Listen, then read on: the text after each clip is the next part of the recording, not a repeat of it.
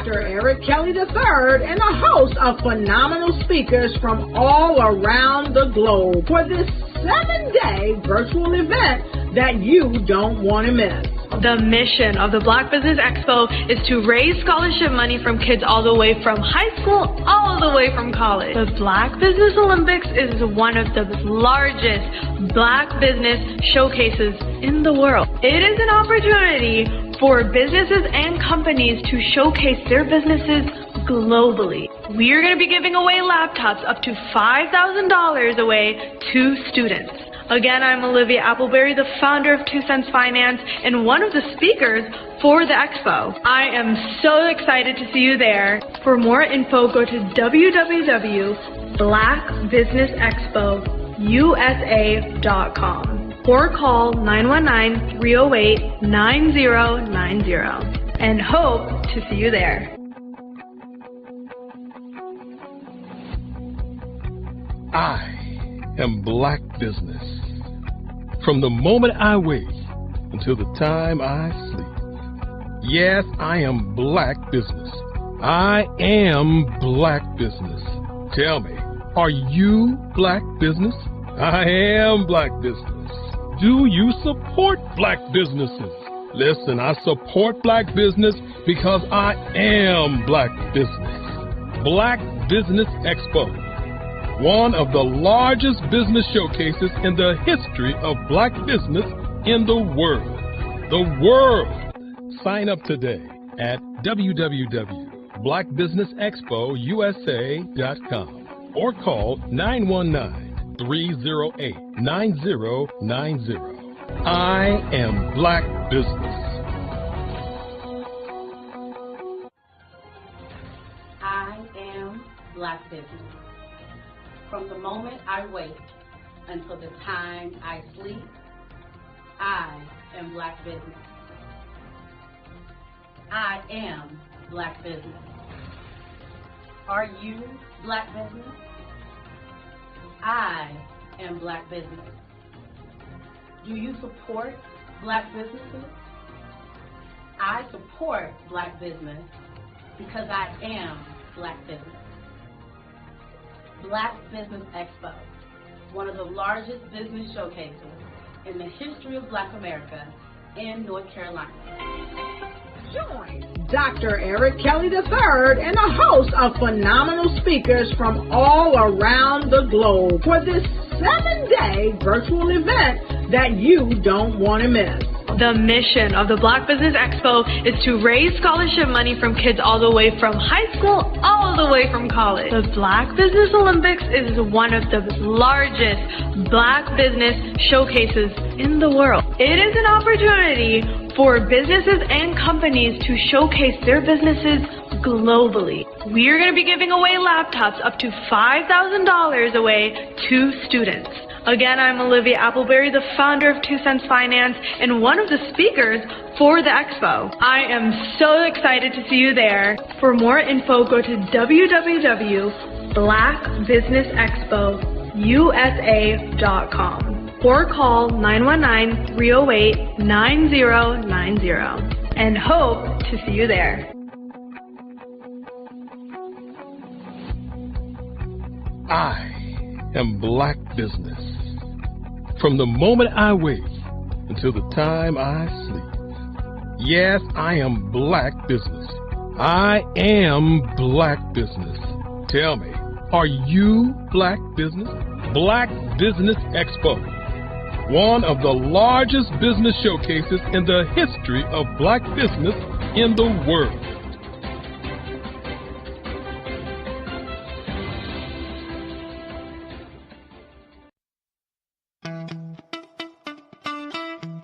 How many times have you been asked to help someone you didn't even know, a student, a business entrepreneur, or did you ever even ask, where did they end up?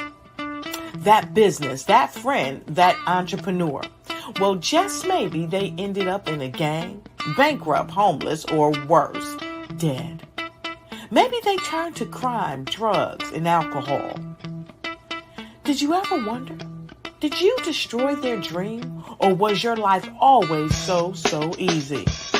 At the Black Business Olympics, we started a movement to help students complete. Give them hope and foster success. Help them to leave their dreams of providing laptops, computers, and up to $5,000 in scholarship funds. Today, we ask you to help a student, a business owner, or an entrepreneur to realize their dream by sponsoring them, supporting them, and buying from them. Consider this. With $1.6 trillion in our Black community, we only ask for a small donation for our students, our businesses, and our entrepreneurs. And you can change a life today. So I ask you, what are you going to do? Sit on the sideline and watch our students in high school be losers, miss out on their dreams from lack of resources? Or are you going to donate to the movement and change their future and yours as well? Give us a call today at 919-308-9090. Change their life by investing with action to the Black Business Olympic Fund. The Black Business Olympics, one of the largest business showcases of Black business in the history of the world.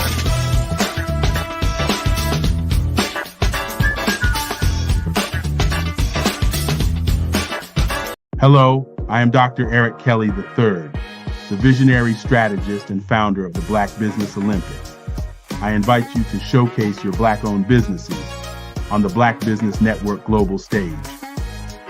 The Black Business Olympics is a global Black business network platform that propels Black-owned businesses into the international spotlight. By showcasing your business on the Black Business Olympics platform, you can reach a worldwide audience of potential customers, partners, and investors. You can also establish yourself as a thought leader and expert in your field, attract lucrative partnerships, and more speaking engagements. In addition, the Black Business Olympics platform provides a valuable opportunity to connect and collaborate with like-minded entrepreneurs and business professionals from around the world. This can lead to new business opportunities, ideas, and relationships. Finally, by sharing your story and expertise on the Black Business Olympics platform, you can inspire and empower others. This is a powerful way to make a positive impact on the world and leave a lasting legacy. If you are a Black-owned business owner, I encourage you to seize the opportunity to showcase your business on the Black Business Olympics platform. It is a once-in-a-lifetime opportunity to make an indelible mark on the world. Be one of the 1,000 visionary entrepreneurs who are changing students' lives, shaping industries, and leaving an unforgettable legacy for their families. Unleash your voice on our global stage and watch your business thrive. Black Business Olympics is one of the largest Black business showcases in the history of Black business in the world. Yes, the entire world. Just give me a call today at 919-308-9090.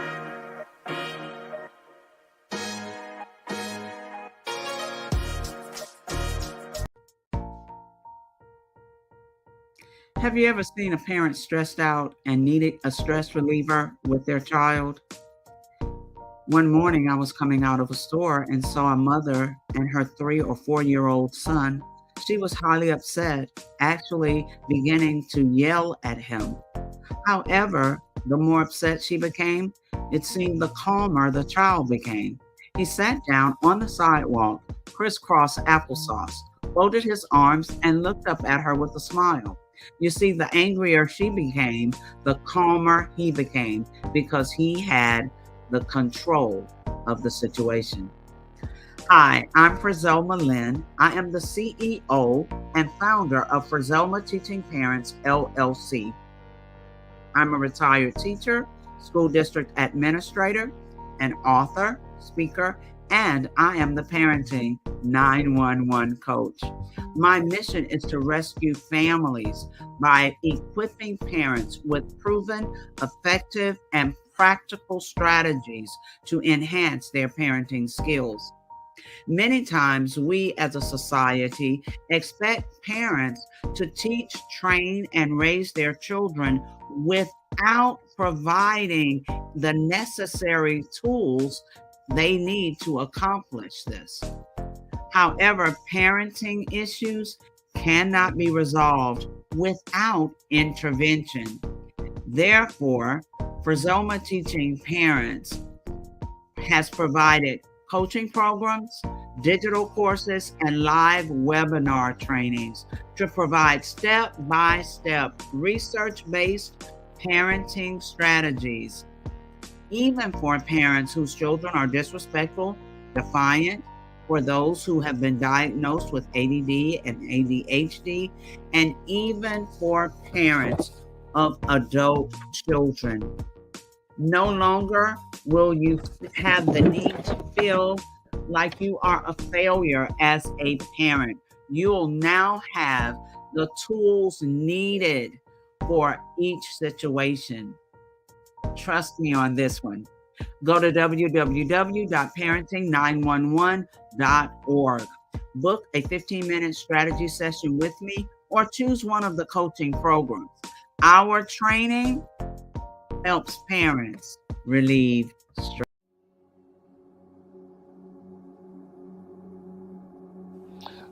I was born and raised in southeastern West Virginia, the coal fields. My father was an AME minister.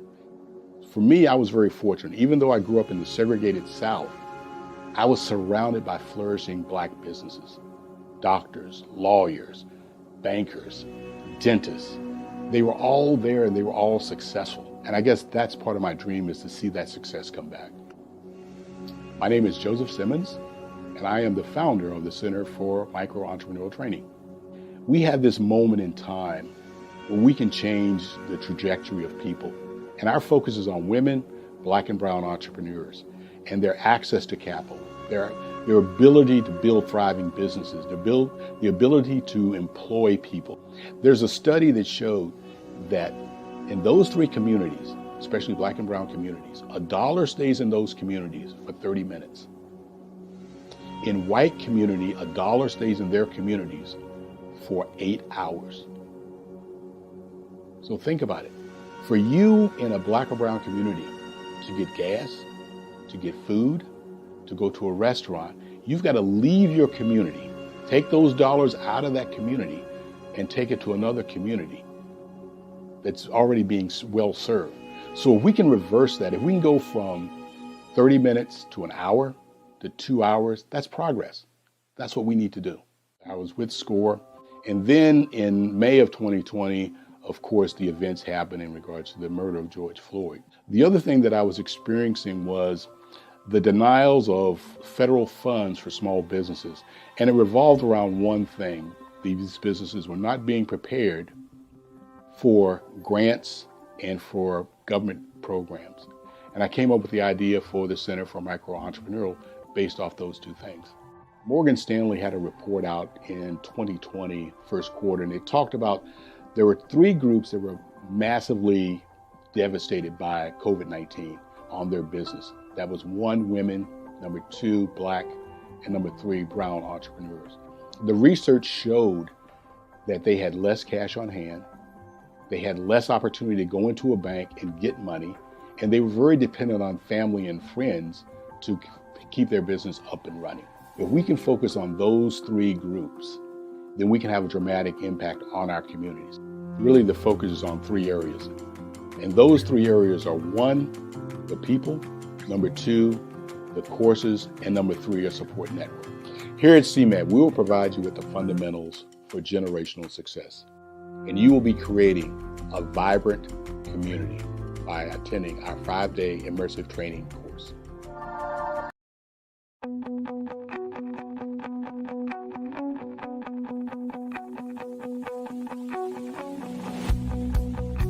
I am Black Business. From the moment I wake until the time I sleep, Yes, I am Black business. I am Black business. Tell me, are you Black business? I am Black business. Do you support Black businesses? Listen, I support Black business because I am Black business. Black Business Expo, one of the largest business showcases in the history of Black business in the world. The world! Sign up today at www.blackbusinessexpousa.com or call 919-308-9090. I am Black business.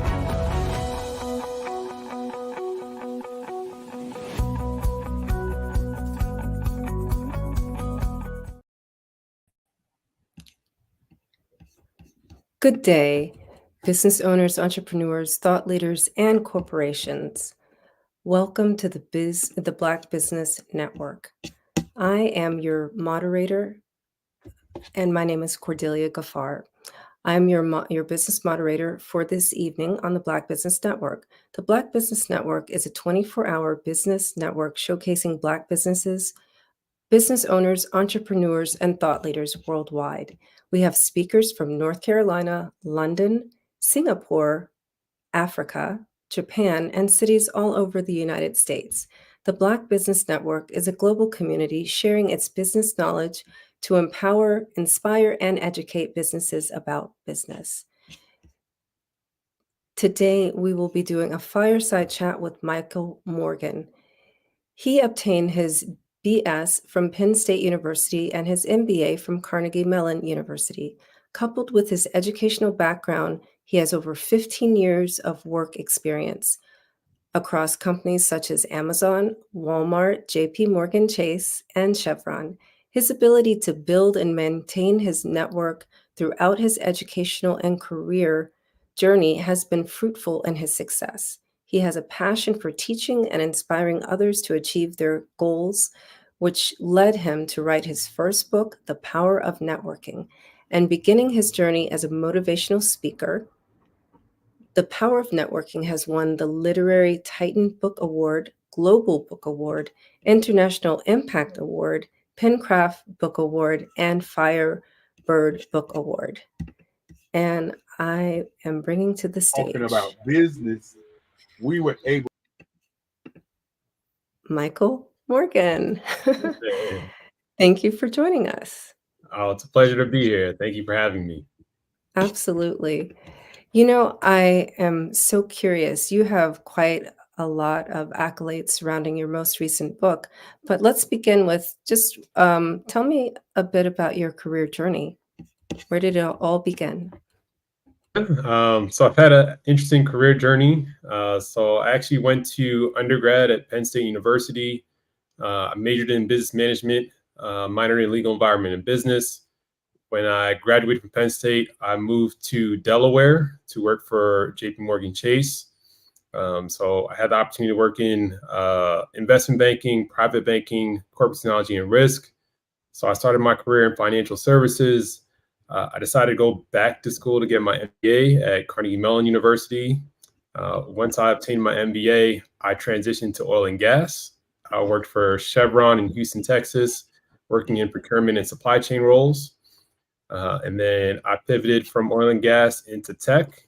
So I started to work for Amazon in Seattle, Washington, in vendor management and program management roles. And then I eventually moved to the Bay Area and worked with Walmart in program management. So I've worked in retail, in tech, in oil and gas, financial services. So a pretty vast amount of experiences. But it all started with JP Morgan in Delaware. Okay, so curious about that jump from oil and gas to tech. Like, are those industries very similar? I'm wondering. So there's some similarities, especially so the role that I had within oil and gas, I was managing relationships with suppliers. So from a procurement supply chain standpoint, I made sure that we had the proper materials and services so we can drill on our rigs and drill ships in the Gulf of Mexico. When I transitioned to Amazon, I started off as a vendor manager where I was managing vendors such as Procter & Gamble, Pfizer, Johnson & Johnson, and I was identifying selection, negotiating costs, determining where to put products across all of our different fulfillment centers across the US. So a lot of it was managing relationships, but because I was able to manage relationships with suppliers, I was able to transition that into a role with Amazon where I was managing vendors. Yeah, I definitely see the connection there, and I asked you that question because you know that our network is raising money for scholarships for students going to college, and they may think, oh my God, like, what if I want to change industries? Like, is it that much of a jump? So just you sharing that, it gives people hope and lets them know that. So, I am curious though, since you've left corporate, why did you pursue starting your own company and writing a book? Yeah, I would say it's twofold. First and foremost, I naturally like helping people. I know I wouldn't be where I am in my career if I didn't have mentors, if I didn't have my support system, my network, my family, people that are giving me guidance, support. So part of me, I want to pay it forward and I want to give others the same help, knowledge, tutelage that was shared with me. I'm trying to help others take that step forward. And then the second piece, as I said, I've had a pretty robust career across multiple industries over the last 15 years. And I've been contacted all the time, asking me questions on how I was able to navigate, how I was able to transition industries, how I was able to get my foot in the door to companies, what interview tips do I have, what made me decide to go back to graduate school. And after a certain point in time, I felt as though I must have a vast amount of knowledge that people are looking for, which is why I decided to eventually put pen to paper and start to write down the book. And now I'm going to companies and universities, organizations, conferences, and I'm speaking about these topics that I have experience in to help other people. So, can we get a sneak peek into that book a little bit? Can you share, like, what advice would you provide an entrepreneur seeking to start their own business? Yeah, I'd say Uh, first and foremost, I mean, the title of my book is The Power of Networking. I don't think people fully understand how valuable it is to build connections, to maintain connections. You never know when a connection may be beneficial for you. A lot of times I've seen throughout my career, even my experience at Penn State as an example. At Penn State, I went to school with 40,000 students. There are times where I'll reach out to some of my classmates I was in school with and ask them how many people they keep in touch with. They may say 5 or 10 mm. for a school that we went with 40,000 students. And we were all seeking to move forward in our careers and do great things. And we're not in the world alone. Like we should leverage each other. Such a big alumni base at Penn State. And I think a lot of people just lose sight of how important it is to have those connections. And not only have those connections, maintain those connections. So I take the steps on my own to make sure I'm reaching out to people on different cadences. There's some people in my network I reach out to weekly, some people I reach out to monthly, some quarterly, but at least I make sure I have them in my network and I continue to keep in touch. So it's not years that pass. And now if their event comes where I may want to ask them something or I may need something, it's kind of fallen off. The relationship is broken at that point, and I can't utilize people within my own network to help me when it comes to starting my own business or excelling within a company or whatever way have you. So these are things that people don't think about a lot. And another big piece that I love to focus on, networking is a two-way street. It's give to get. I think a lot of people have this misconception where networking is, hey, I need a job. Hey, I need help interviewing. Hey, I need this. And they just reach out to people when they need something, when they want something. And that's going to burn bridges. So when I make a connection, I'm always trying to understand what can I do for them. I'm emphasizing the give. And it could be something simple. I could recommend a book. I could recommend an article. I can refer them for a job. I can prep them for an interview. I could look at their resume. But I don't come in initially just asking for things. I'm trying to give them something. And if in the future there may be a circumstance where I may need something myself, I feel comfortable enough to ask it because I know I've already provided something to that person. So it's very important to make sure that it's a two-way street. I like that you're reminding of us of the reciprocity, right? Not that you're receiving first, but you're giving first, right? I don't know if you're familiar with the book Go Giver. That's kind of what I'm hearing you say. Basically, that's the philosophy, is that if you want to receive in business and build relationships that last, you look for opportunities to give. That's the concept behind the Go Giver. And I also like what you said about, we invest a lot of time and money to carefully select the universities that we go to. Why is that? Because they have notoriety. So why do we leave and just think of it as a pile of debt and not keep in touch with our professors, department heads, other, students, colleagues? So what you're saying really is like we have if we look around, we may have a very strong networking base that we're not utilizing or that we forgot about. There still are like alumni communities. So, like, if disconnect it from your class of 2000, you can always go back and maybe when you get the announcement, reestablish that connection. What other places, what are some other places where people can look to create relationships? Oh, absolutely. So there's a lot of different places. One, I love to go to conferences. I'm always trying to learn, meet new people, and get advice from industry experts. So I've probably been to 15 plus conferences in my career. Some of them are more focused on people's backgrounds. So I've been to like Afrotech, National Black MBA Conference, Black is Tech. Those are all focused on finding other people, professionals within the tech community that are Black. But there's also Alpha, which is Association of Black Professionals of America. I've been to that conference. There's Grace Hopper, which is focused on women in tech. There's Lesbians Who Tech, which is focused on the LGBTQIA plus community. There's conferences focused on your industry of expertise. So I just went to a cybersecurity conference like 2 months ago.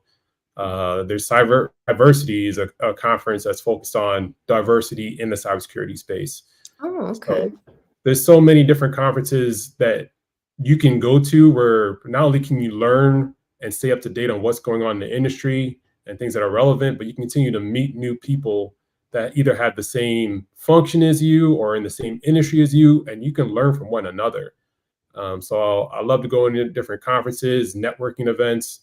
I'm a part of National Black MBA Association, so I just went to a networking event a few weeks ago where I'm able to meet other individuals in the city that I live.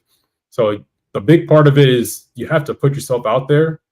And I talk to people all the time. I understand there are some people that are more introverted. There's some people that are more extroverted. But even as an introvert, you have to get more comfortable, be comfortable with the uncomfortable. This will only help you excel in your career, in your personal life. And the more you do it, the more you'll get better at it. You'll realize there's nothing to really be afraid of. I think some people have this negative connotation where they'll show up at a networking event or a conference, no one will talk to them. They'll sit awkwardly in the corner and they'll be upset that they wasted their time. And once they actually put themselves out there, they actually have fun. They meet some great connections and they realize it's not as bad as I thought it was. Sometimes they overthink and think of the worst case scenario. But it makes a huge difference. And I'm just going to speak for the introverts here. As it turns out, when you go to conferences with the intention to learn, right, you're going to meet people exactly like you. So there's nothing to fear. There's only much to look forward to. You're going to gain knowledge and connections all for the same price, So that's the great news. So thank you for saying that, though, because conferences are really a great way. And also in a learning environment, you experience people differently, right? Because it's almost like an easy way to vet who to do business with. Oh, I met this person at this workshop, or this person was a speaker, at this conference. And you already see the alignment, you get to resonate with them. Maybe if you're in the same workshop and they ask all the questions like that, you're the person that asked all the questions I wanted to ask. So of all the places to network, I love to go to conferences as an introvert. So I'm just going to tell all the introverts, don't worry about it, just go. And so this is great that you're, inviting people to do that, but give us some ways that you've benefited from networking personally. Oh, yes, absolutely. So from a career standpoint, most of the jobs I was able to get my foot in the door has been through my network. So as an example, joining JP Morgan Chase, I'm a part of a fraternity. I'm a part of Kappa Alpha Psi Fraternity Incorporated. And I put together an event on campus at Penn State when I was a student there. And it was an event obviously hosted by the fraternity. There was a member of the fraternity who worked at JP Morgan and heard about the event that I put together. And he reached out to me and he asked to see my resume, asked if I had interest in the company. And just based off the fact that we're in the same fraternity, we had never met at this point. But he tailored my resume. He told me about a program within the company to apply for. He helped me interview prep. And once I actually was able to get into the company, I had a network of brothers from my fraternity that were all a part of the company, that were based in Delaware, in Ohio, in New York, in Florida, that I could reach out to for mentorship, for advice, to not only make sure, first they helped me get my foot in the door of the company, but then once I was there, they were there to ensure that I was being successful while I was there. And it's the same thing with Chevron. One of my classmates at Carnegie Mellon used to work at Chevron before I went to grad school. And when he found out I was interviewing for Chevron, he told me things that you would only know if you worked there, things that you can't find on a website. So during my interview, when I brought these things up, the interviewers were shocked and were asking me, how do you know all this stuff? And I laughed it off and I said, I did my research, but I leveraged my network. And the list goes on and on. The same thing with Amazon. I had some of my classmates from Carnegie Mellon worked at Amazon and they helped refer me and they helped me interview prep.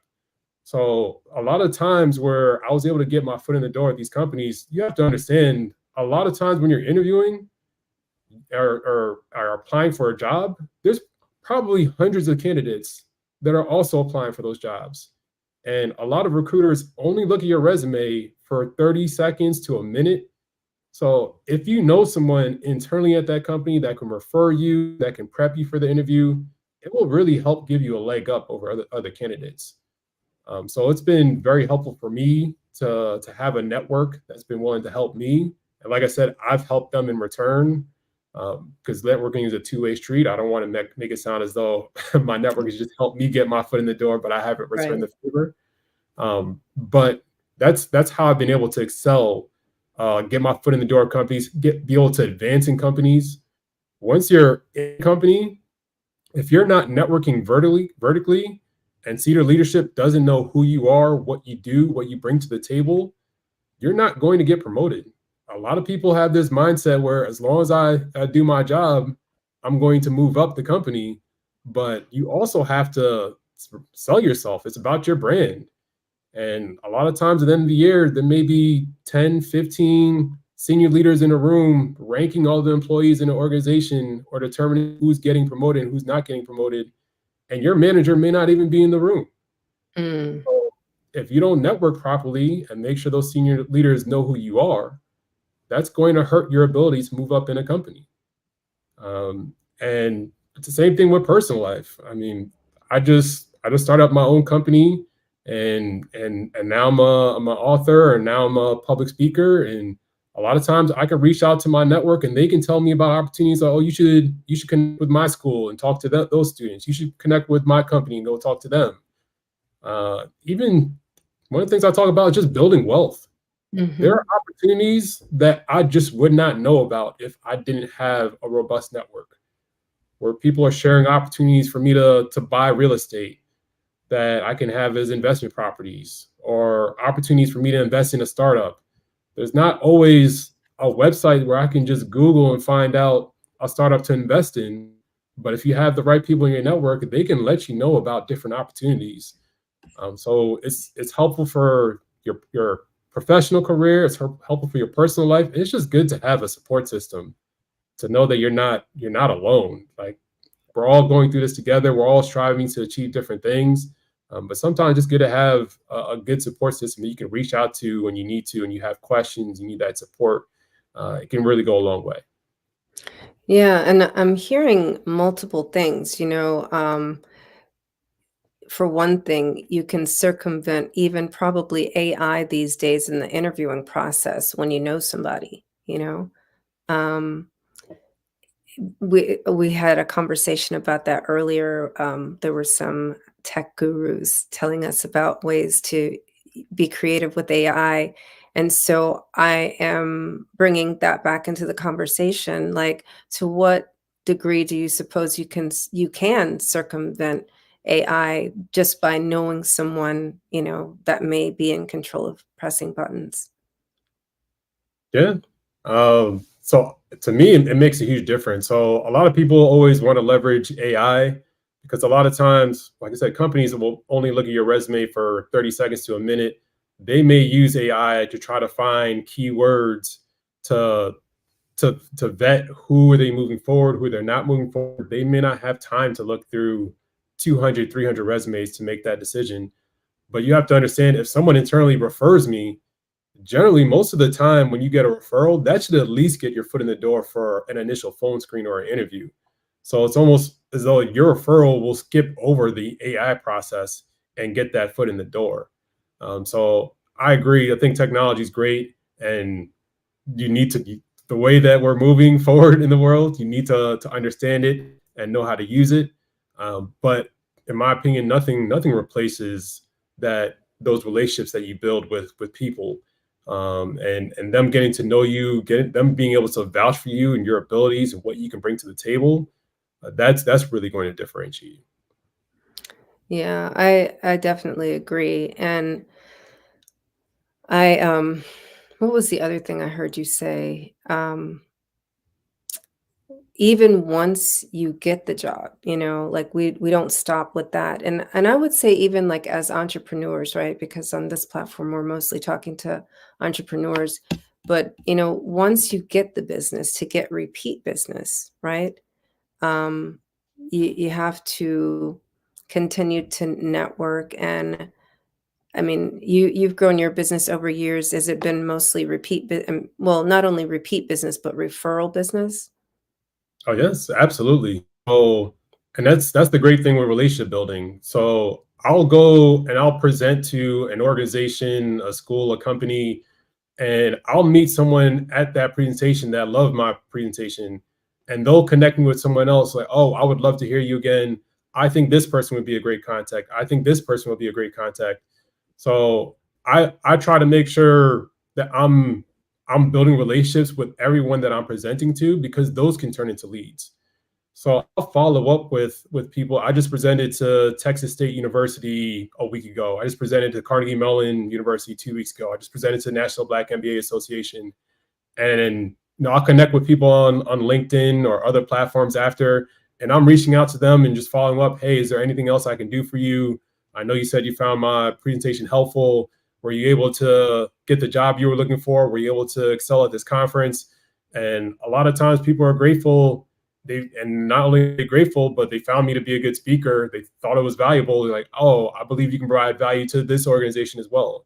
You provided the value to this school as well. And that's how you're growing your business.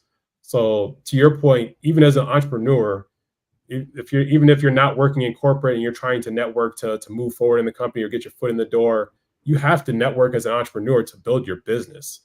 And if you have someone that you're providing a product service to and they have a good experience, that word of mouth, that can really help you explode and get to the next level. And then you want to have that repeat business. You want them to keep coming back because you're not only providing a good product service, but you're continuously touching base with them and building relationships with them, getting to know them, and that's really going to differentiate you. And I also heard that you were, I mean, yes, the personal touch, but the personal touch is like you're taking the notes of the last conversation you had, right? So, for example, you said like you spoke. I speak also, right? So, like sometimes when you speak places, you have these private conversations when you get off the stage, and you actually remember those things and you remember the faces and the people. And, that is another thing I would say that people miss. That is a form of networking, right? Even when you are speaking, that is a form of networking. So, um, I'm wondering, are there any particular things that you do to keep your mindset in the game? To get my mindset in the game, I mean, I really care about mental health. I think it's important. So, I mean, I try to meditate every day just to make sure my mind is healthy and I'm able to fully focus on the deliverables that I need to do, and I'm able to provide value to others, that I expect, to the standards that I intend to provide.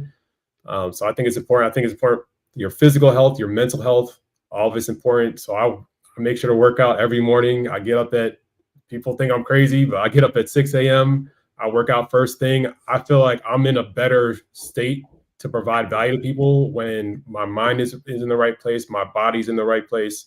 So these are all critical things that can really get me to the next level, have mindset ready. So yeah, those are, and then one thing that I think a lot of people lack is gratefulness. I think sometimes you Mm. don't appreciate the things that you have and you're already striving for the next thing. So I also try to do some journaling. I'll write down at the end of the week, what are the things that I'm most grateful for, that I had this opportunity, that I was able to speak with this person, I was able to spend time with this person, I was able to talk to someone on the phone, just little things. But that way, I feel like that's putting me in a better mental state as well, where I'm not always just striving for what's next, but I'm appreciating the moment I'm in. Gratitude is so important. And I feel like above and beyond, not knocking meditation and exercise, I do all those things too. But gratitude really is one of the things that elevates your alignment with others, right? People can almost feel the value of gratitude in your work ethic and the way you connect with people. I mean, obviously, we see you here and you're sharing your story and you're talking about the ways that your gratitude is showing up as you connect with people wherever you go, and it affects your way of being. So I think this is a very important part of self-care, especially as an entrepreneur. And so I'm glad you brought that into the conversation. Um, our words really create our world. So that's why I really asked you the mindset question. A lot of people, um, there's so much opportunity to speak all kinds of ways to yourself. I'm just going to say. So, why not use words of gratitude and, elevation? I also, I'm wondering, like, how do you navigate challenges, though? Like, what Yeah, advice would you give on that? challenges is difficult. I'd say the big thing, I mean, this goes back to your network. Chances are you're not alone. Someone else has dealt with this before, has dealt with this challenge. I mean, it's amazing the number of authors and speakers that I've met since I've entered this field. And we all want to help each other. And chances are, if I'm facing a challenge, someone else has probably faced the same challenge and can provide their thoughts, their insight. So I love just reaching out to my network. I mean, I'll do research on my own and I'll try to figure things out. I don't I know time is precious and everyone's busy. So I don't want the first thing to do is just, hey, let me reach out to this person, let me reach out to that person. I try to do my own due diligence.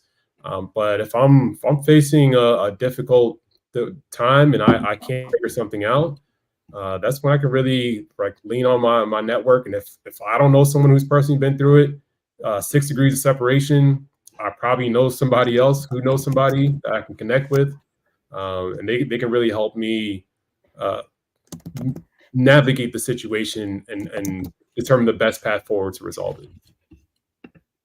Yeah, it's always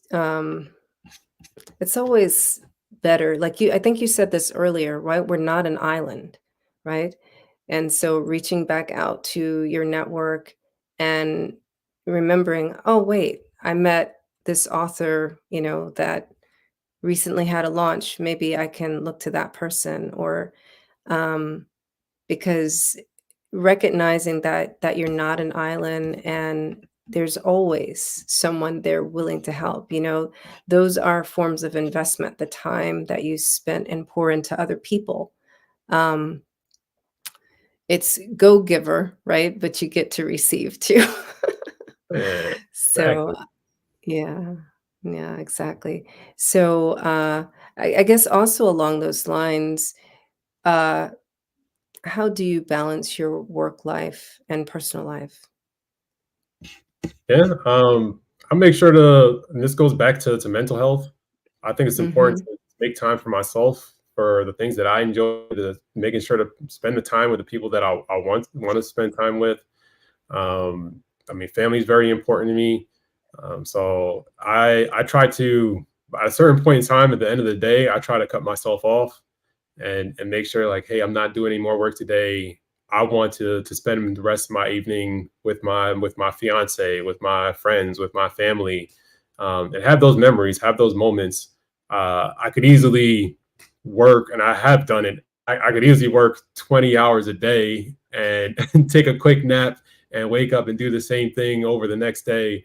But that can easily lead to burnout. So I love doing the things that I enjoy, and I love my business. I love speaking with people and talking about my book. But it brings me joy to be able to spend the time with my family and my friends. So I make sure I put everything in a calendar at a certain point in time, and I've talked to people. Hey, after this time, I just want to spend quality time. I don't even like looking at my phone after a certain time because I feel like it can be rude if I'm with my family and my friends and we're spending time together, but I'm constantly pulling up my phone and I'm looking down and I'm texting and I'm calling people. I'm not really focused on them. And to me that's important. You can't get back time. So I try to draw distinct lines of when I'm working until, and as try to spend the rest of the day just kind of decompressing and making memories. So I'm wondering, tell me more about this calendar. Is it color coded? Like really, as a strategy, so you're actually saying you have a line item on your calendar that says quality time. Yeah. So like Okay. I block out my calendar for everything. I put in time for when I'm going to the gym. I put in time of when I'm meditating. I put in time for work, and I'll have certain work meetings that I have set up. I mean, after work, I'll set up time where I just network with my friends and family. So it's not work, but I plan on calling this person or having a video chat with this person and just trying to catch up and see how people are doing and how they've been. And at a certain point in time, I just want time for myself, or I'm enjoying my evening with my fiance or by myself or whatever have you. But I need some time just for myself. Like I said, I can physically keep working all day and all night, but I've seen so many people get burnt out from doing that. You have to make sure that you're making the time for the things that you enjoy. So you're not a promoter of hustle culture. I'm, I'm all about hustling, but life is about balance. Yeah.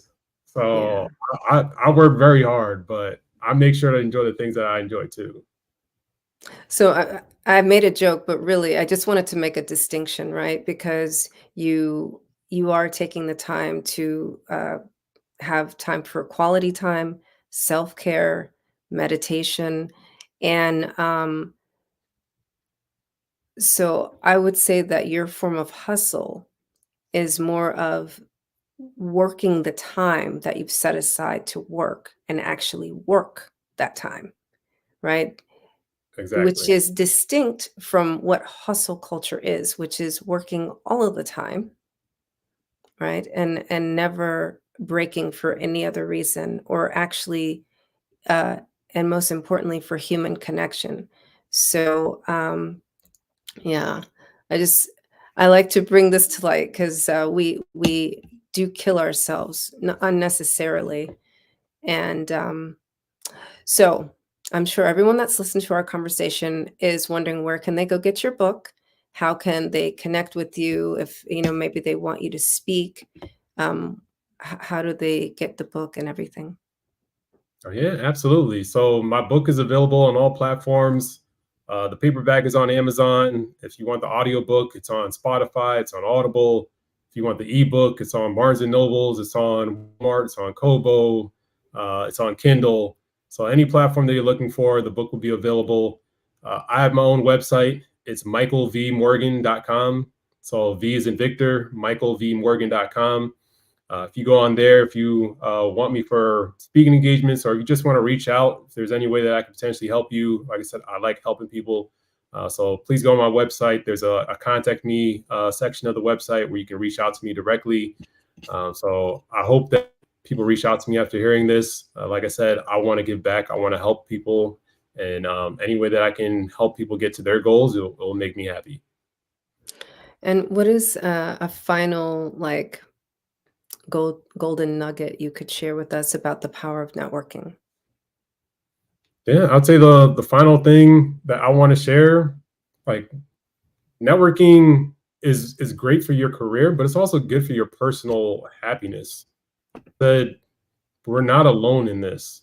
And it's good to have that support structure. It's good to have people that you can reach out to, people that you can confide in, people that can give you advice. So yes, it can help you grow in your career, whether you're in corporate, whether you're an entrepreneur. But it's good to have that support system. I mean, even the fact I told you I'm originally from New York.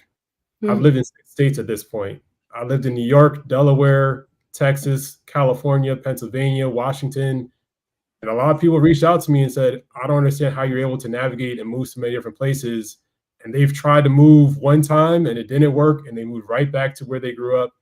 And if I didn't have this robust network, it would be very difficult to move different places.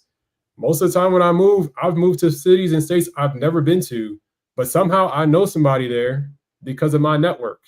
Either someone I went to Penn State with or Carnegie Mellon with, or someone I worked at a different company, or someone that I know knows somebody who lives in that city and they're connecting me. But there's been so many ways that having built out my network has been helpful in my life in ways that I wouldn't even have imagined. So people need to take that into consideration. Yes, it's good for your career. But it's good for you personally as well. Thank you for that. Yeah. Sometimes in business, we forget it's not all about the transactions. It's about the humans, And that's what I've most enjoyed about our conversation today and about your expertise. And thank you so much for being here on the Black Business Network and sharing your story with us.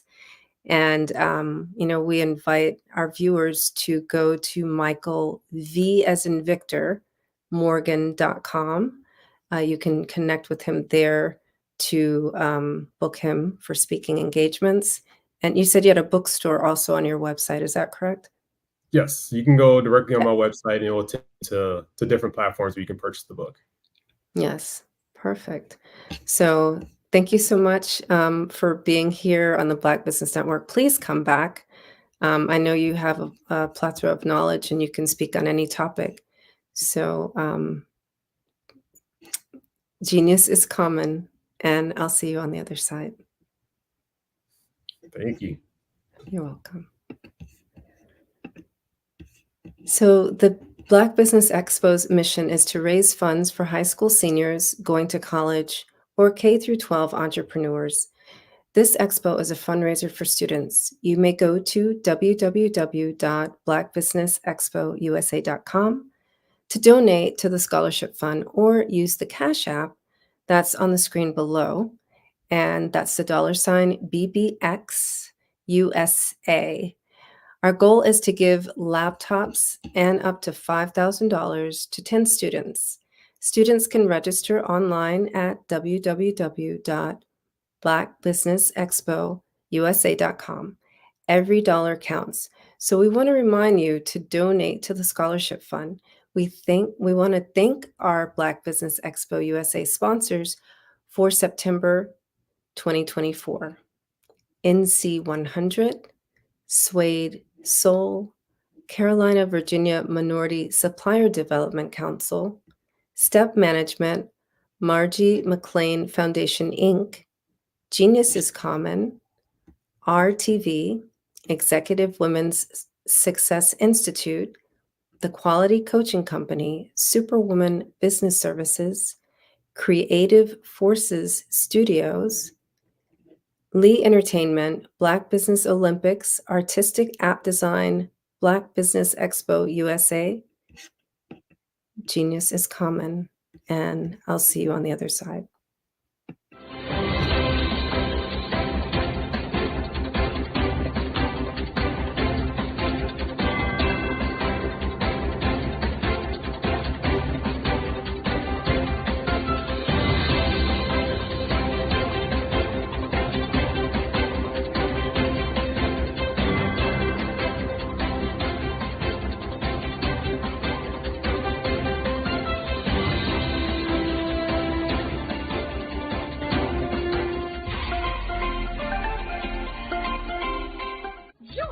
Dr. Eric Kelly III and a host of phenomenal speakers from all around the globe for this 7-day virtual event that you don't want to miss.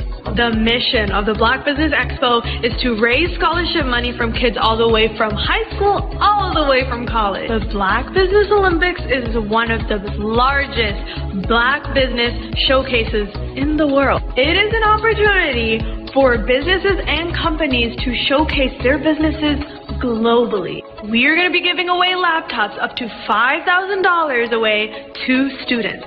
Again, I'm Olivia Appleberry, the founder of 2 Cents Finance and one of the speakers for the expo. I am so excited to see you there. For more info, go to www.blackbusinessexpousa.com or call 919-308-9090 and hope to see you there.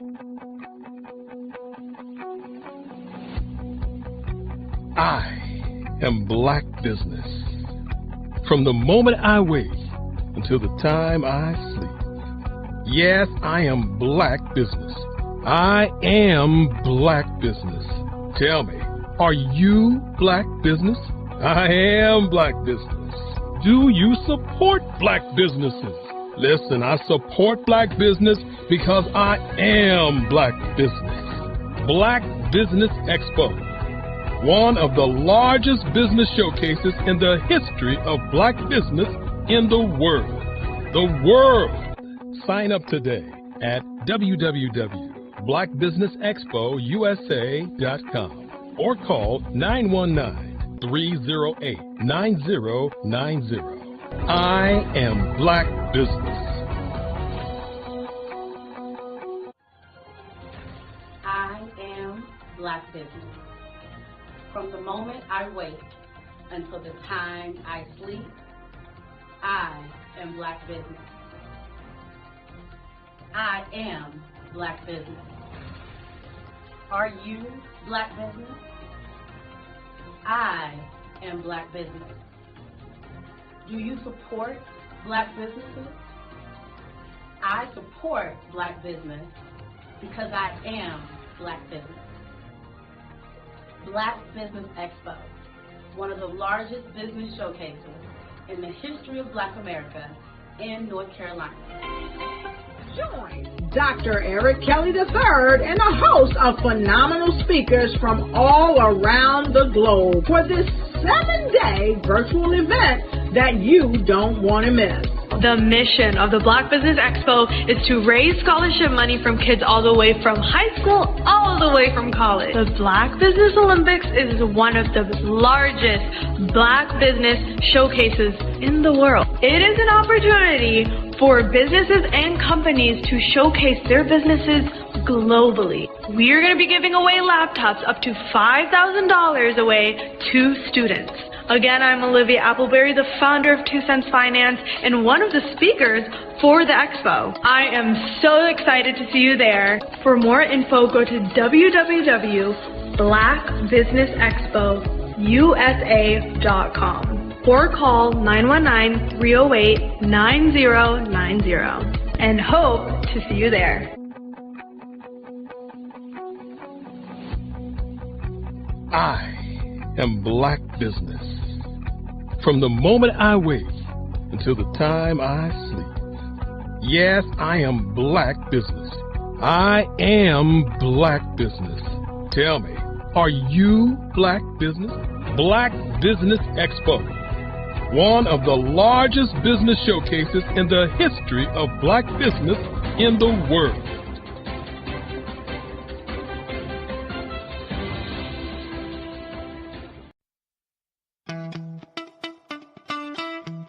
How many times have you been asked to help someone you didn't even know? A student, a business entrepreneur? Or did you ever even ask, where did they end up? That business, that friend, that entrepreneur.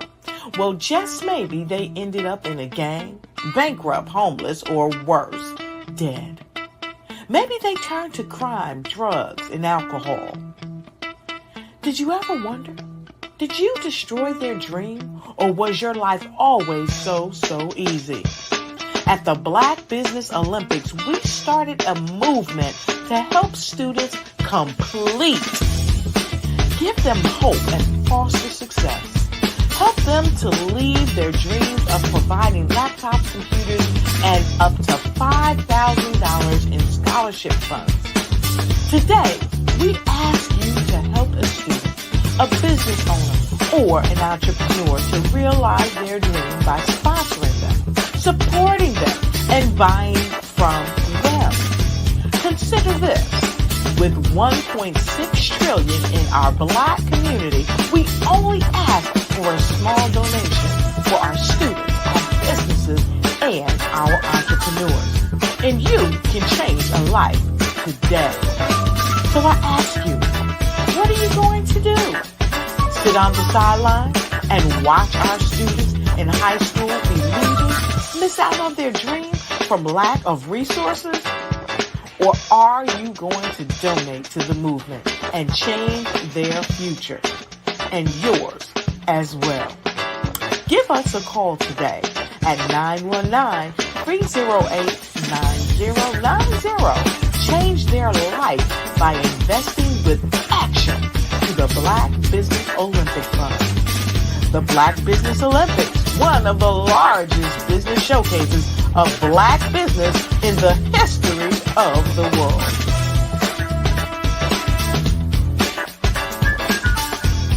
Hello, I am Dr. Eric Kelly III, the visionary strategist and founder of the Black Business Olympics. I invite you to showcase your Black-owned businesses on the Black Business Network global stage. The Black Business Olympics is a global Black Business Network platform that propels Black-owned businesses into the international spotlight. By showcasing your business on the Black Business Olympics platform, you can reach a worldwide audience of potential customers, partners, and investors. You can also establish yourself as a thought leader and expert in your field, attract lucrative partnerships, and more speaking engagements. In addition, the Black Business Olympics platform provides a valuable opportunity to connect and collaborate with like-minded entrepreneurs and business professionals from around the world. This can lead to new business opportunities, ideas, and relationships. Finally, by sharing your story and expertise on the Black Business Olympics platform, you can inspire and empower others. This is a powerful way to make a positive impact on the world and leave a lasting legacy. If you are a Black-owned business owner, I encourage you to seize the opportunity to showcase your business on the Black Business Olympics platform. It is a once-in-a-lifetime opportunity to make an indelible mark on the world. Be one of the 1,000 visionary entrepreneurs who are changing students' lives, shaping industries, and leaving an unforgettable legacy for their families. Unleash your voice on our global stage and watch your business thrive. Black Business Olympics is one of the largest Black business showcases in the history of Black business in the world. Yes, the entire world. Just give me a call today at 919-308-9090.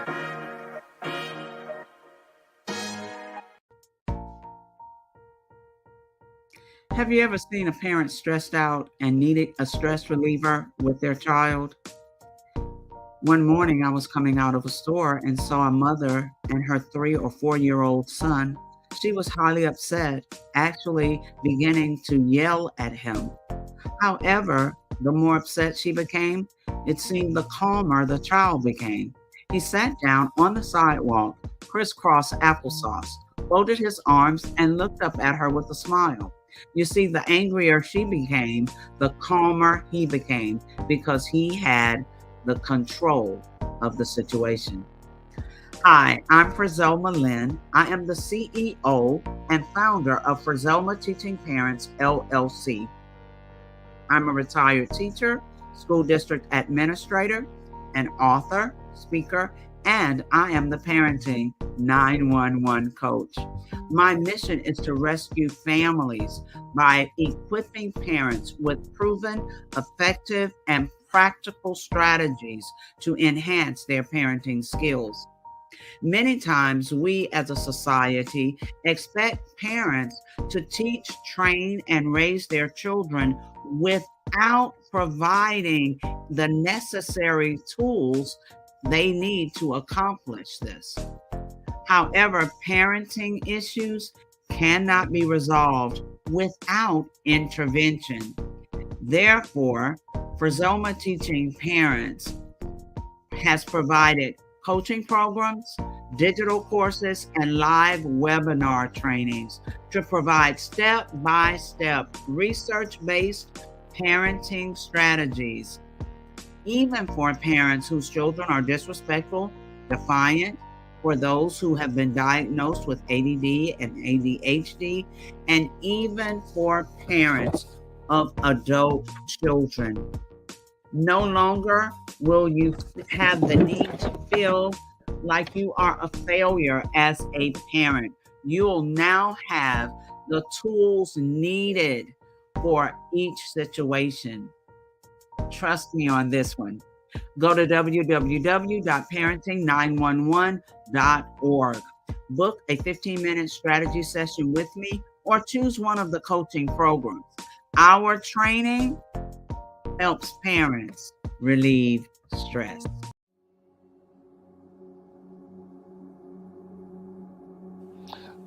I was born and raised in southeastern West Virginia, the coal fields. My father was an AME minister.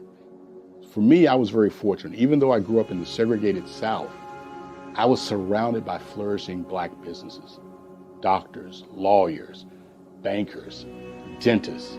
They were all there and they were all successful. And I guess that's part of my dream, is to see that success come back.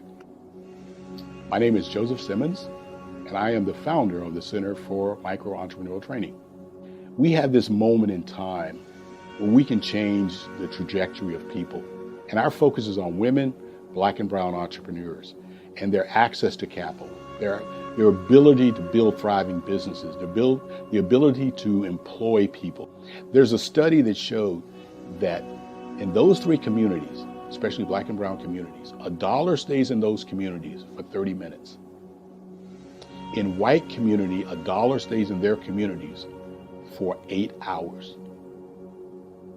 So think about it. For you in a Black or brown community to get gas, to get food, to go to a restaurant, you've got to leave your community, take those dollars out of that community and take it to another community that's already being well served. So if we can reverse that, if we can go from 30 minutes to an hour to 2 hours, that's progress. That's what we need to do. I was with SCORE. And then in May of 2020, of course, the events happened in regards to the murder of George Floyd. The other thing that I was experiencing was the denials of federal funds for small businesses. And it revolved around one thing. These businesses were not being prepared for grants and for government programs. And I came up with the idea for the Center for Micro-Entrepreneurial based off those two things. Morgan Stanley had a report out in 2020, first quarter, and it talked about there were three groups that were massively devastated by COVID-19 on their business. That was one, women, number two, Black, and number three, brown entrepreneurs. The research showed that they had less cash on hand, they had less opportunity to go into a bank and get money, and they were very dependent on family and friends to keep their business up and running. If we can focus on those three groups, then we can have a dramatic impact on our communities. Really, the focus is on three areas. And those three areas are one, the people, number two, the courses, and number three, a support network. Here at CMAT, we will provide you with the fundamentals for generational success. And you will be creating a vibrant community by attending our 5-day immersive training course. What if you could build your own city? A place where every child can find nurturing people to help them achieve their full potential. A place where every adult can access job training support. Where health education is abundant. Where social justice ruled the land. A place without limitations. Welcome. You have arrived at STEM City USA. It is what every city should be. A safe and trusted community where you find people and resources to help you become everything you are and beyond. STEM City is unlike anything you have ever experienced. It is a digital twin of the world around you, only better. STEM City is about energy and soul renewal. It is more than a digital world. You can almost feel the power of live cultural events, music, and theater. STEM City promises a better future for children with caring mentors and hands-on activities with dedicated tutors to support our youth. STEM City is your passport to a healthy lifestyle with weekly events addressing our community's many issues. STEM City is your financial well-being with helpful information on wealth management, career advancement, job training, and so much more. STEM City is the community you deserve. It is the city where your dreams can come true. STEM City USA, a place in the sky that is accessible to all who reach for the stars.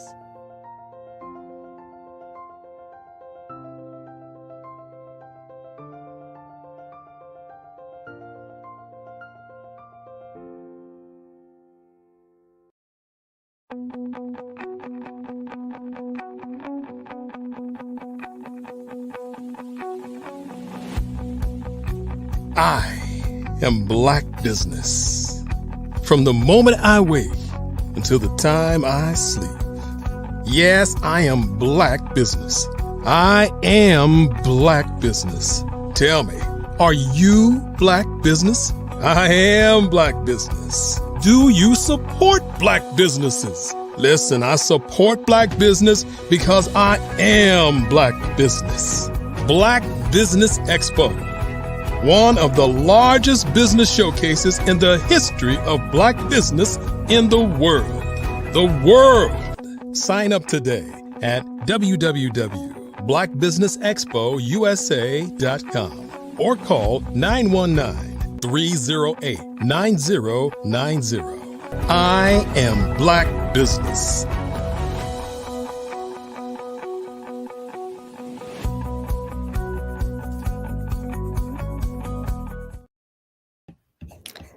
Good day, business owners, entrepreneurs, thought leaders, and corporations. Welcome to the Black Business Network. My name is Cordelia Gaffar. I'm your business moderator for this evening on the Black Business Network. The Black Business Network is a 24-hour business network showcasing Black businesses, business owners, entrepreneurs, and thought leaders worldwide. We have speakers from North Carolina, London, Singapore, Africa, Japan, and cities all over the United States. The Black Business Network is a global community sharing its business knowledge to empower, inspire, and educate businesses about business. This evening, I will be doing a fireside chat with Letitia McDougall. She is the agency owner and your travel agent entrepreneur, business strategist, marketing guru, author, and now travel agency owner. Letitia McDougall has over 20 years of experience that expands over dozens of industries. Known to most as the PJ CEO, Letitia has been featured in magazines, talk shows, and as a speaker at events across the country. Launching May We Help You LLC in 2004 in New Jersey, she was offered contracts with the City of Newark, the Welfare to Work program statewide, Marriott Hotels for employee sponsorship, and a host of other contracts from small business owners throughout the tri-state area. One of the things she is most proud of was hosting an application sessions which the community was allowed to attend for free to learn how to become interview ready. After the loss of her father, Letitia went back to the drawing board. Her father's biggest regret was that he did not take the time to travel as much as he wanted. Thanks to her mentor, she was able to join the travel industry in realizing her dream to work from home, thus making a living as an agent. 2 years ago, in the month of October, she was asked to become a mentor to those entering the travel industry. Within 1 month, she has become the mentor to 60 new IBO agents and has entered the Building Up Berkeley Business Pitch competition. And when she wins, she will expand her mentoring and training programs even more. Hello, Letitia. Oh my goodness. I just met you last month because I actually attended a Berkeley Black-owned business community event, and you were there. Yes. And so I had to recommend you to the Black Business Network. And I thank you so much for doing so. Thank you so much. It was definitely a pleasure to meet you. That was for Black-owned business community, our network and chill event where we had our sister cipher. It was such good energy that night. Absolutely. And such good conversation. So, we heard the abbreviated version, but what what has been your career journey? And Well, I used to work for others, like so many of us do, right? Mhm. And I was working with someone who was a close friend of mine at the time. She got this huge contract. She said she was going to make me a partner when we finished the first order. And of course, it didn't happen. So at that time, May We Help You was developed because I said, going forward, people are only going to do business with me, business to business. We're going to have contracts. We're going to, even if we have to make new arrangements, I'm never going to be kind of stuck on someone else's dime ever again. And my first reach was the businesses in my neighborhood. I wanted to help them with marketing. That's when websites started to become a little bit more affordable. More people had access to be able to do it. You can build a site for someone and they can kind of run it on their own. They didn't need a webmaster. Yeah. Oh, yeah. I remember the webmasters. Simple tools, but being able to showcase them. So I kind of took that drive and took that, what I was doing, and started getting government contracts thanks to my uncles, come from a family of entrepreneurs. And that's when Newark was about to start changing a lot of development. And they wanted to make sure that small business owners, minority business owners, women business owners also can put in for those government contracts. So they made us come downtown, work hard to understand how to fill out those grants and forms. We took like 3 weeks of classes just to kind of get into that know-how of getting everything together. So it was perfect. So after doing that, I just expanded it and kept adding new things that I was doing for my business, whether it was helping people with employment, getting the government contracts to be able to work with the Welfare to Work program, right? And just so many other things. I've probably touched everything from cleaning. We try everything with May We Help You, because you just never know what's going to be a fit. And when I could get it to work and it wasn't 100% beneficial to me, I would just sell that part of the business off to an employee that I saw could probably keep it going. Okay, let's dig into this. I like this. Because a lot of people, first of all, I'm going to say this, and for no other reason except for optics. All day long, I've been interviewing men talking about business. And so, and we got a woman now, yes. Who's killing it, you know what I mean? you. So Thank you. I love the part where you said you had the one bad experience, right? And you found a solution that has generated a lot of money for your business and a lot of success. Yes. Specifically, you said you only do business to business contracts. Let's talk about that, because we do a lot of sisterhood padding and let's collaborate, but let's get educated on how to actually do it. Absolutely. So it has to be something that this business needs. You have a service and you're going to say, I am delivering this product or service to you at this time for this many months. You want to make sure that if they have partners, everyone is in line with what's going to happen with this contract. I'm very loose with, if you find that you don't need the services anymore. I'm not one of those people that's going to say you have to have it for this many months. However, I have had where I've turned over websites that I've developed, and then someone has tried to go back into one of the merchants and get a refund for it, but try to keep the site. So because of the fact that I have the documentation of the beginning of us getting into business, what my deliverables are going to be, what the expectations are, if there is any refunds. And when you're doing something like that, how can I refund that to you? You're not returning anything back to me that I can give to someone else, right? Mm-hmm. So you have to be very clear in your intentions and even if it's just a project, you're going to work with this person for 3 months, make sure that is spelled out in plain. So there's no surprises on both ends. Once you are satisfied and your client is satisfied with this particular situation, as I stated, I prefer to work with entrepreneurs. I prefer to work with small business owners. I've worked with medium and large size businesses, but in that case, I also want to sit with your board. Just because you say you could be the owner, but if you have a board, you can tell me that you love this, you want this. I start doing the work, and then your board says, we didn't agree on this.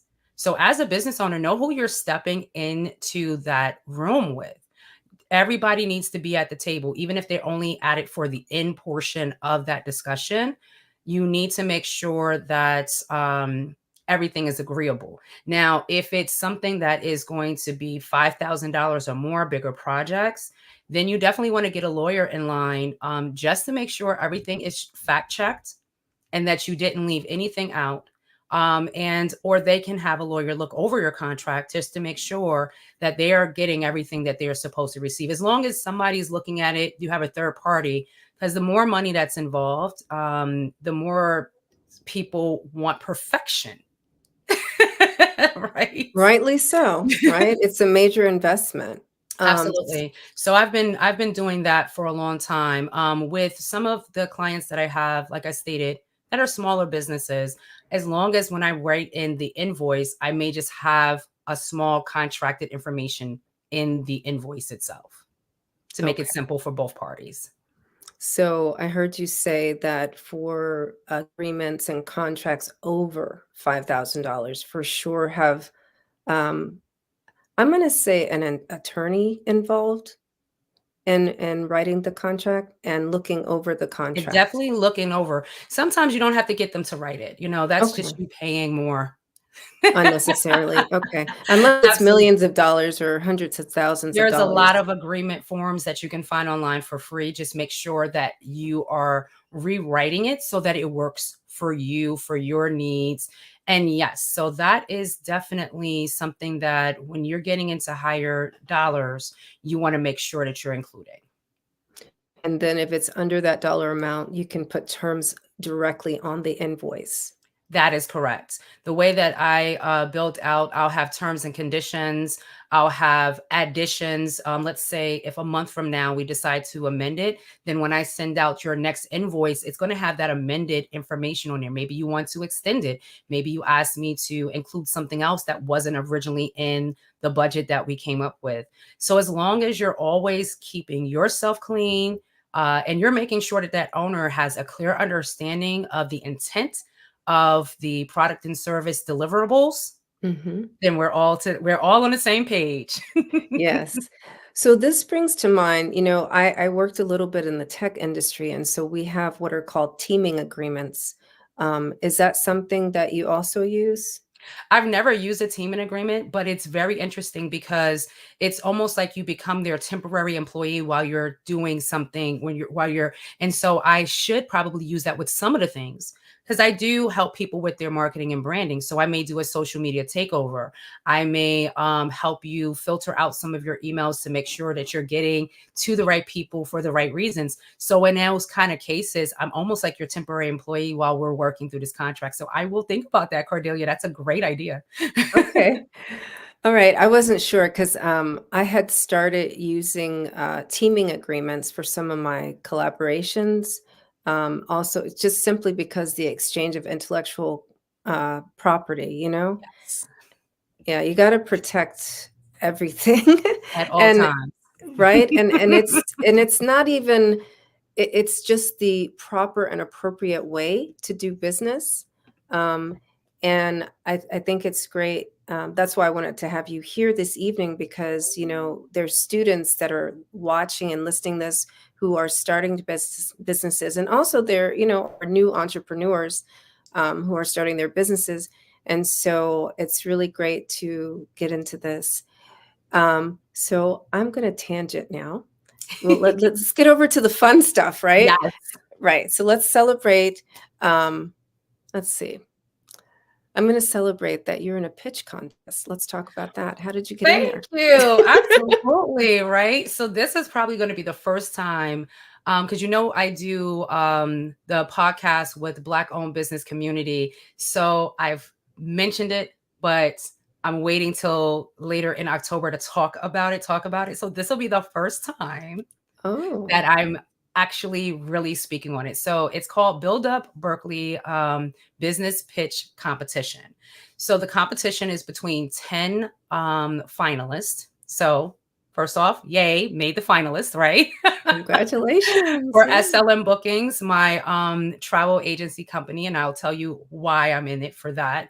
And then we are set to take courses because they want to make sure that if this is a new venture for you, if you are revamping or if you're launching a new product or service, that you go through all the proper channels. So every week we are in front of lawyers. We're in front of people from the college. We're going over grants. We're going over how to structure your business. Everything, making a business plan. So how many people have made a business plan when they first started their business and never looked at it again? Exactly. So we have just outing myself. So we've had two classes just on constructing your business plan, but making sure it stays your model. That if you need to update information, you're updating it because, people always talk about vision boards. Isn't that what that is? A business plan. Wait a minute. Hold your on. Vision board. Brilliant. That is so brilliant. Just like, let's just pause. Let's illuminate this again. Let's hear that for the people in the back. When they said that, and I said, this is almost like, because I've made a business plan, but I flew through it, you know what I mean? Never really paid it attention. But now when I'm working with experts and they're pointing out different things in the business plan that you should expand on and why you need to be coming back. And I'm like, this is just a vision board. So if you think about it that way, business plans aren't that hard, right? Go get you a business plan today. So thank you. The business plan is part of the competition. We actually have to turn in a business plan. Mm. And then we're going to have a popular vote. So you'll see me on social media begging people to come and vote for me. That's a prize all in itself. You don't have to win first, second, or third to get the popular vote, the People's Choice Award, I should say. So that's one thing that we're going for. And then we hit the stage November 1st to actually do our business pitch. We get 3 minutes for the business pitch, 5 minutes for questions, right? And we're already down to 9 contestants. So I'm super happy about that. That is amazing. Thank you. I'm so glad, that it's one of our own close to home people who's in the running. Thank you. And Thank you. and for optics, who's a woman. So when we zoom in further, right? yeah. I get to check a lot of different boxes there. And I definitely invite people, because I have some pages up, I have multiple screens, to definitely visit developmentauthority.com/SLM-bookings. That is my personal page right on the competition, where you can read a little bit more about me. And if you go back to where it says Build Up Berkeley, you'll be able to see all the information for the competition. You'll see the judges, you'll see our mentors, you'll see the other finalists that's there, amazing people, amazing businesses, and you'll see these prizes. Third place is $2,500. Second place is $5,000. First place is $10,000. So come and congratulate me November 1st for getting $10,000 for my business. We're believing with you. Absolutely. Thank you. And I don't want people to think that I'm pouring in $10,000 to the travel business that I own. It's already owned. I'm already operating it. It's doing well. What I'm doing for is I'm also a mentor and a trainer in this industry. I've actually trained I've mentored personally over 150 people. I've probably trained over thousands of people, because we cross-train between different agents to help each other out. And so I want to actually redevelop the training program so I can assist more people into getting into the travel industry, into becoming their own business owners, being able to own something that they can actually pass down to their families. And so this is what I want to use that for that program, because it will be able to successfully get people anywhere between 200 to 300 people a year into the travel industry. Wow. That's really noble. And, to create, I'm hearing intergenerational wealth. Yeah. That's what I love about it, right? Because even though I'm with a host agency, so that I don't have to worry about my license, my insurance, my bonding, my certifications, I take the courses through them. They house all of that for me. But this is still my business. So if I want to will it to someone, they can literally step in, take over my certifications, take over the license that I have for my business. I am registered federally, re-register with their information, and they already have a business. I already have clients. I have people that do referrals. I have returning clients. So this is already, it's like buying a laundromat, right? Yeah. A car wash. It's a service that people use, need, and will continue to do so throughout the end of time. So love it. Yeah. That's so I'm wondering if you're mentoring many women on this. Oh, absolutely. I get more women than I do men. We do get a lot of men, though, surprisingly. I've had some young men, too, who sees this as a great opportunity, because some people, you don't have to jump into the travel agency full throttle. You can come in part-time, get your understanding, do a couple of bookings, start to learn about how this goes. The people who are more successful are the ones that take their marketing and branding serious. So last year, I saw that this is what the disconnect was. I can teach you how to go to the sites and to book it, but I can't teach you how to be passionate about marketing yourself. You can market. Everybody can throw up a vacation and say, look at this discount vacation. But if you're just constantly throwing vacations up and deals, people are going to start turning that blind eye to what you do, right? So I wrote a book on how to brand yourself.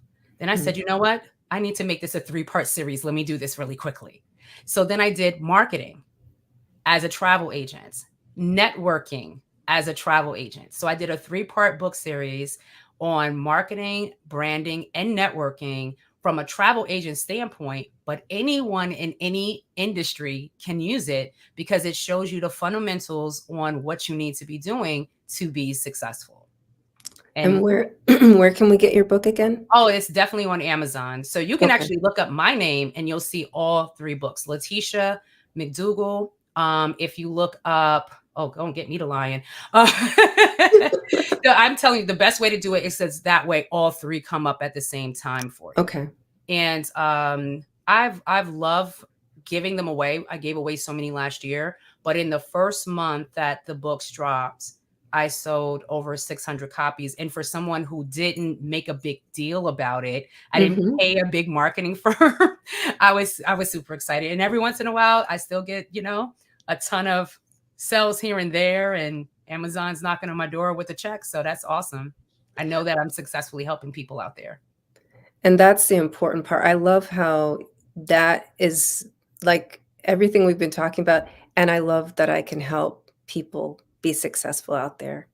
And, this kind of piggybacks on the conversation I just had with the previous guest, where, he wrote a book, The Power of Networking, right? Similar to you, but different. It's powerful. And, he is really passionate about that human connection. And I see that same with you. But the question I really want to ask you right now is, I love that you had the foresight to not just write one book, but already see that it should be. No, I've written 8 books. No, it's right? really Cordelia, I cannot express how insane I was, because I literally was wrapping visionary. We're just going to clean that up. How visionary we'll she claim that is. better. The visionary in me saw that I didn't want to make this one big book, because I noticed that a lot of the business books that sell, that people really cling to, are not long books. A business owner, a CEO, an entrepreneur, they will take time to read what you have to say, but that doesn't mean they have a month to do it, right? Right.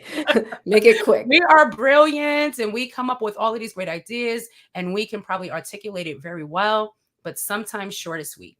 So I figured to myself, instead of writing this big book, why don't I make just one about, marketing, make this one about branding. So I did start with marketing. I went to branding and I saw the need for networking just as I was wrapping it up. I completed all of them in the same 40 days. Okay. Yeah. So I used to blog a lot. I've done a lot of mentoring, as I said, in training. And over the years, I've taught people how to brand, how to market, how to use social media. So I literally had all the material just from classes that I did. And all I did was kind of research it a little bit deeper to get specific brands and talking about specific brands so people can have real examples of things that they may know. And by the way, it's selling in 9 countries. Okay. Yeah. So it's been translated. Yes. So that's what I love about working with Amazon. Some people are scared to work with Amazon. I've had, I'm going to pull up the list while we're talking, because it was ridiculous. And I couldn't believe what I saw from different people. But I know that I know it's sold in India. I know it has sold in England. It was a really good hit in Mexico. Okay. Oh, there's in the big travel expat. industry, we've seen a lot of people from Mexico coming in the travel industry. Australia is also one of my countries that came up, but yeah, I was shocked. So what I did was, on my TikTok feed, I was congratulating and thanking all the countries individually. More human connection, There you go. a positive way to use social media. Absolutely. Absolutely. Not trying to sell the books, just trying to thank the people who already bought it. And what happens? Well, what are they talking about? Let me go and look into this. So, anytime you can thank someone else, you never know the rewards it's going to reap back for you. Yeah. We talked about gratitude also in the last conversation, right? So, gratitude builds connections and it brings hearts closer, you know? It makes you become top of mind, right? Yes. Yes. Well, you know, the work that I do with Black owned business community, we're all volunteers there. And we give our hearts, our souls, our sweat, our tears. Thanks so much to, as a matter of fact, to Tiffany Wright. She is the founder of BOBC. That's what it's affectionately known as, guys, BOBC. And you see the hard work that she puts in it, and she makes you want to give and put in just as much. And the people who have been getting and promoting and doing for BOBC, it does come back to us. So I think even at the event that you met me at, I was the moderator that night. Mm-hmm. We switched. Exactly. And here we are, you know, so it definitely give when you can. And if you can't give monetary, you have a service you can probably give to someone. You're a specialist, you're a professional, you're something, you could do janitorial services, volunteer that to someone who might need it. You never know. Everything is not about that bottom dollar, because now you've done this thing for someone. You don't have to sit here with your hand on your clock waiting for it to return to you. Just know that it will. Yeah. Especially, and I'm going to add this, if you do it with an open heart, Yes. right? And you're in the value of gratitude. That's so very important. I want to touch back though on your books again, because some people may hear that you had a 3-part series. Why wasn't the third book on sales? Why is it on networking instead of sales? Absolutely. So the reason why I think that's probably the best question you asked all day. I know you've been interviewing people all day. This is going to clinch it, because when you network, you are selling. You're selling your business, you're selling yourself, you're selling your service. But in networking, you're also building those relationships that with people you may not have met just setting up a brick and mortar and waiting for them to come to you, right?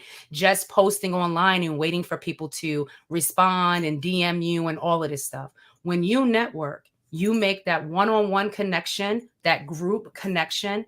Now they know what you need, you know what they need, and you are going to be ready for sales. I sat down with just a member. I'm also a part of another group, PBWA. I had to go over in my head because I didn't want none of them to kill me if I got the acronym wrong. Professional Business Women Association. Yeah, okay. So, and we ended up talking in Zoom for over 2 hours. Now, I've seen her at the meetings a couple of different times. She knew a little bit about what I did. I knew a little bit about what she did. But what was the importance of that? She literally was taking notes on everything that I can do, how I can do it, the type of groups I've worked with in the past, the type of professional companies that I have done services with.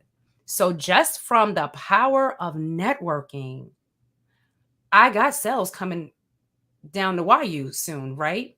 Right. Because I have support on my side. When you do networking the right way, so I'm doing something for her. She had a need. I was one of her sisters who answered the call to that need and said yes. And in return, she's like, who do you do business with? How are you doing business? What are you looking for in a client? Those are questions that when you are a professional networker, that you ask the person in front of you. You're not just there to say, here's my card, I sell travel, I will see you soon, bye. You're never going to talk to that person again, right? At all. And it's the power of not just going to a networking event one time, joining networking organizations, being a part of a group, even if it's your chamber of commerce, because that is a group that you can continue to network with and they will have your best interest in heart. And you can get good mentors out of it.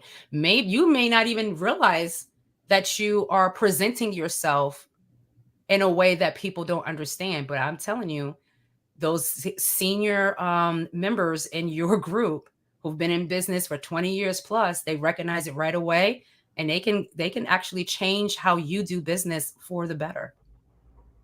Yeah, and that's so important. I'm glad you also brought in here the Chamber of Commerce, because that is not one of the places that has been brought up today in our conversations about networking. So, and that's just the easiest place to go to. It And I'll really is. tell you, I've like I been in think when I business. first started my business back in 2003, Mm-hmm. May We Help You was out of my house in Irvington, New Jersey. And I joined the Chamber of Commerce, and they brought my certificate and plaque to my house. And the man loved it because I lived in a house, a historic home. And, you know, they became great cheerleaders for me and were able to tell me about things that I didn't know. Like when I told you I started helping people to get jobs, they said, "Did you think about trades? We'll send you all the information. Maybe some people will want to become tradesmen for different things. You know, that's a dying industry." Like, oh, okay, great. And then I got connected. You never know. And the chambers are going to always be your oldest groups for networking. And I don't mean in age-wise, I mean in the time that they have been established in your community. They can get you tapped into your direct community. So yeah, don't always show some love for the chamber. Yeah, I mean, I can't encourage that enough. It would be the first stop as a new business owner for sure. So I love that you highlighted that networking, that's your pipeline for sales, you know, basically. Absolutely. I was new to West Virginia. When I actually came to West Virginia in 2017, I had sold off. I had a digital broadcast network, and I was doing marketing, branding, building websites. I turned over the websites to those owners. I sold out most of the properties for the digital broadcast network. And I just wanted to just kind of stop, right? New area. My husband moved here because he was promoted in his career. And I just wanted to stop. And then I missed it. But now I'm the new guy in town. Yeah. I have a lot of building up to do. I have to set up ladders everywhere. And if it wasn't for organizations like Black-owned business community, I would not have been tapped in and connected with as many people as I have been. And through them, I take the recommendations, right? Because they are my seniors. So they're telling me, you need to go here. You need to meet with this person. You need to do this. Maybe think about joining this group. And I try to do as much of it as I can. And I'm now seeing the fruits of those labors. So networking is very important. You can have the best product in the world, but if you're not putting it in front of the right people, it's a dead product. Or you don't have a business, which is exactly the same thing. I've seen, you know, we've seen it come and go, right? People start a business 6 months later, a year later, maybe even 2 years later. So let's not be that. You don't have to be, just because you're an entrepreneur, you don't have to be alone. And you don't have to struggle. You don't. I'm a home-based business and I'm never alone. So, you know, I mean, sometimes it gets creepy. I'm just Okay, on that note, let's talk about self-care. I keep bringing that up because, you know, entrepreneurs, they hustle and they burn out, and these are two other reasons that businesses fail. So how has your self-care been along your journey? I am turning 45 this year. Congratulations. I'd never know that. Thank you. I would never know that. I got the chickmunk cheeks. That's why it hides it. But I can honestly tell you the one thing that I had to learn, and this goes from being in my 20s, being in my 30s, and I think I finally got it in my 30s, my late 30s. You got to take your days off. You just have to. You cannot be that 24-hour business. You just can't. Even if you have a restaurant that's open 7 days a week, you have to open up, you have to get the staff, you have to have some time when you are not available. One of the things that I did to eradicate a lot of the communication, I was always open, right? I took the notifications for social media off my phone. Yeah. That's step one. Step two, if you have a separate business line other than your cell phone. So my business line still rings to my cell phone, but it's a different number. So after a while, that number does not ring to my phone. Okay. You can text me, you can leave me messages, but I'm not even going to know you called until it comes back on. So you have to when you work for someone, when you work for a company, you have paid vacation. Mhm. You need to pay yourself to go on vacation. Okay, Okay. repeat You that. have to do Not it. just because you have a travel company, but No, I mean, but sometimes my vacations is going with the client to help them. So it's kind of like a workation. But when I tell you, you have to be completely turned off.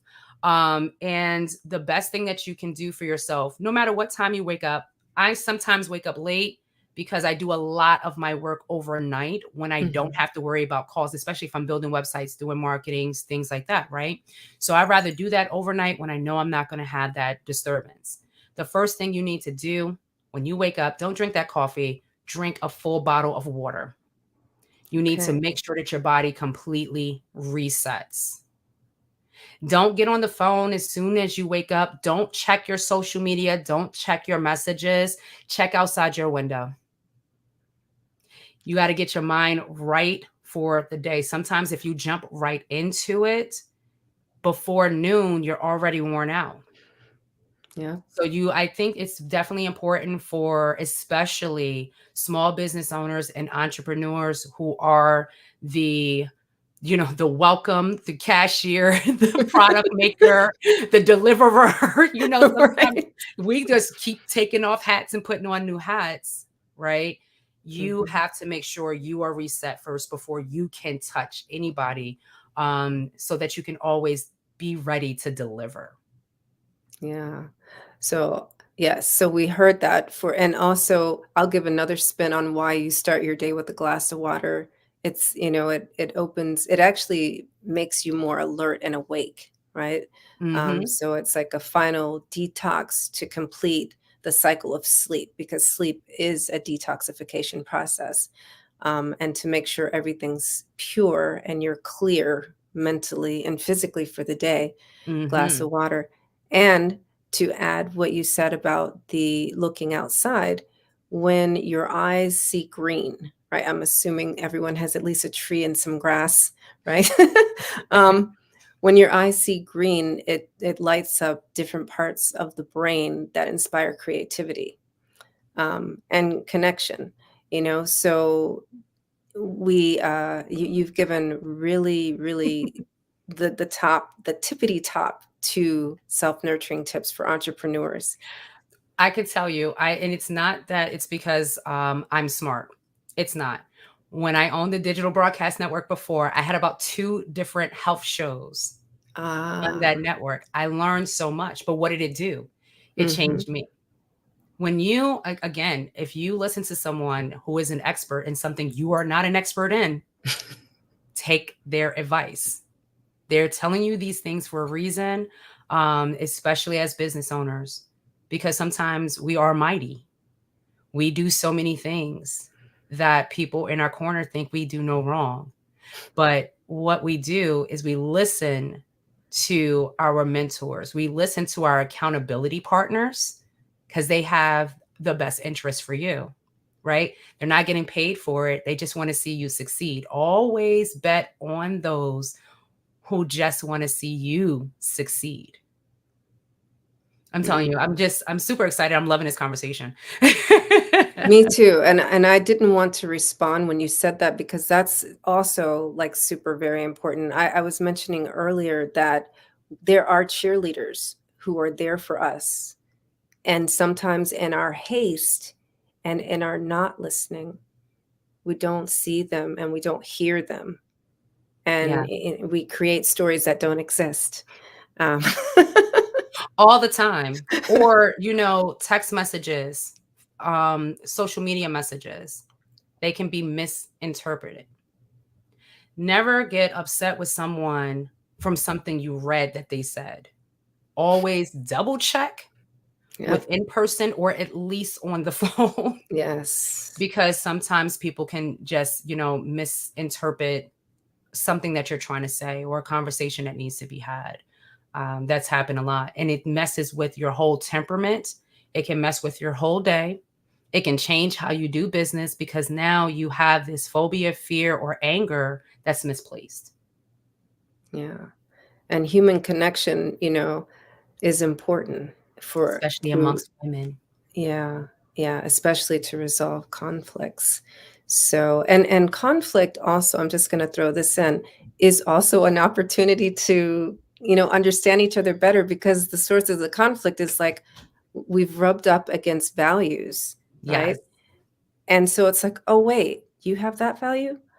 Well, let's talk about that, get curious, don't run away. Yes. So, we're going to have you back on, because we're out of time. That one's too quick. Like, Before we wait. go, I do want to say this. I am also going to be a speaker for the Women Entrepreneurial Expo's Entrepreneurs Conference that is coming up October 19th.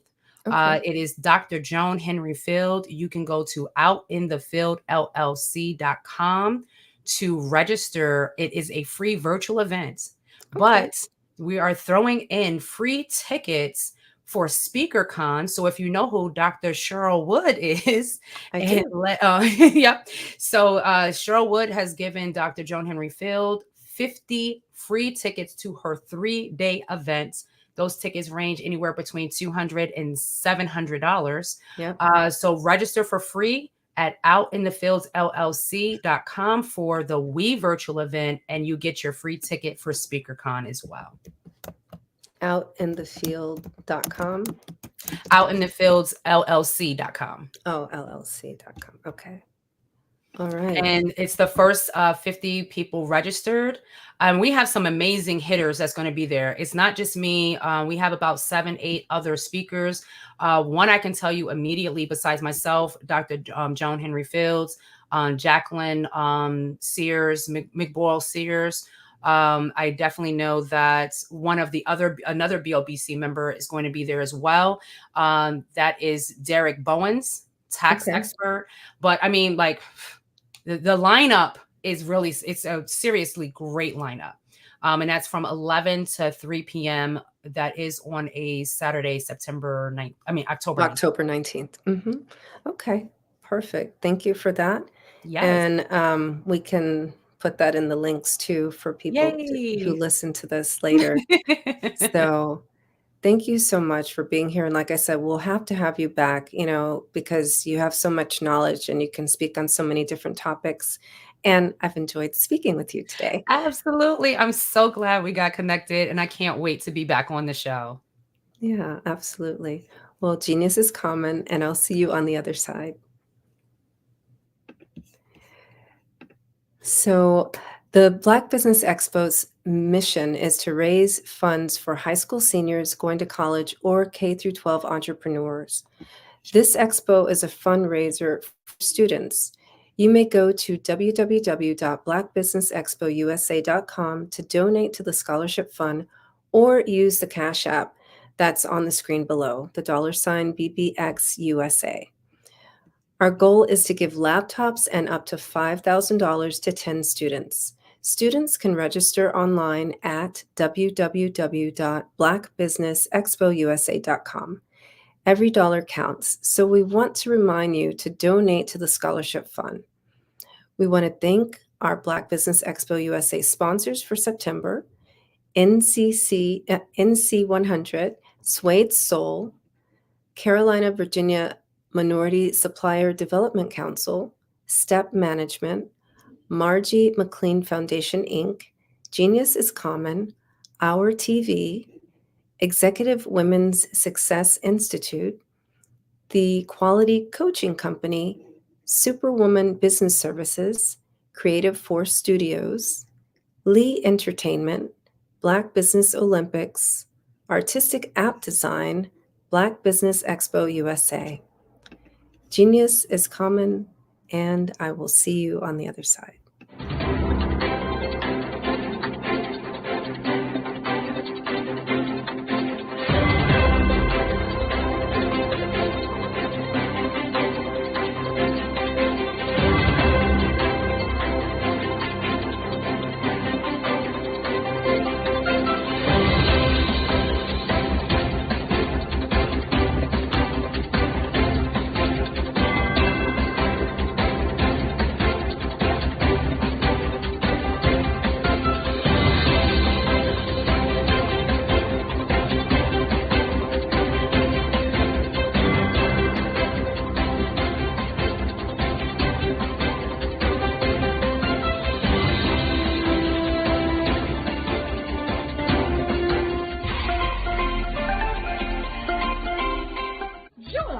Dr. Eric Kelly III and a host of phenomenal speakers from all around the globe for this 7-day virtual event that you don't want to miss. The mission of the Black Business Expo is to raise scholarship money from kids all the way from high school, all the way from college. The Black Business Olympics is one of the largest Black business showcases in the world. It is an opportunity for businesses and companies to showcase their businesses globally. We are going to be giving away laptops up to $5,000 away to students. Again, I'm Olivia Appleberry, the founder of 2 Cents Finance and one of the speakers for the expo. I am so excited to see you there. For more info, go to www.blackbusinessexpousa.com or call 919-308-9090 and hope to see you there. I am Black Business. From the moment I wake until the time I sleep.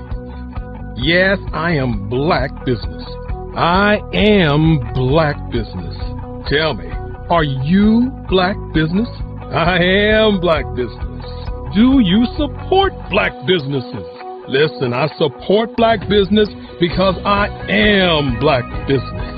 Black Business Expo, one of the largest business showcases in the history of Black business in the world. The world! Sign up today at www.blackbusinessexpousa.com or call 919-308-9090. I am Black Business. I am Black Business. From the moment I wake until the time I sleep, I am Black Business. I am Black Business. Are you Black Business? I am Black Business. Do you support Black businesses? I support Black business because I am Black Business. Black Business Expo, one of the largest business showcases in the history of Black America in North Carolina. Join Dr. Eric Kelly III and a host of phenomenal speakers from all around the globe for this 7-day virtual event that you don't want to miss.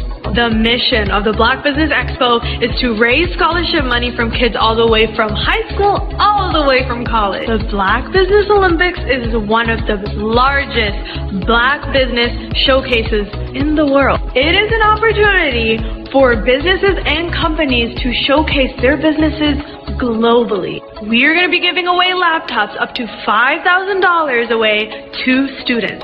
Again, I'm Olivia Appleberry, the founder of 2 Cents Finance and one of the speakers for the expo. I am so excited to see you there. For more info, go to www.blackbusinessexpousa.com or call 919-308-9090 and hope to see you there. I am Black Business. From the moment I wake until the time I...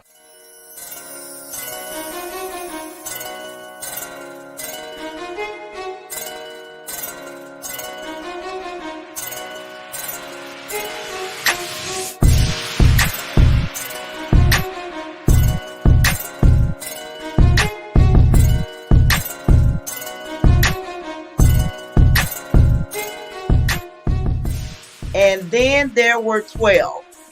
Okay. And God spoke to me and said, I want you to do a calendar highlighting men. I want there to be men from all walks of life, not just entrepreneurs, not just CEOs of corporations. I want you to bring good fathers. Did you know women represent just 3% of Fortune 500 CEOs and less than 15% of corporate executives at top companies worldwide?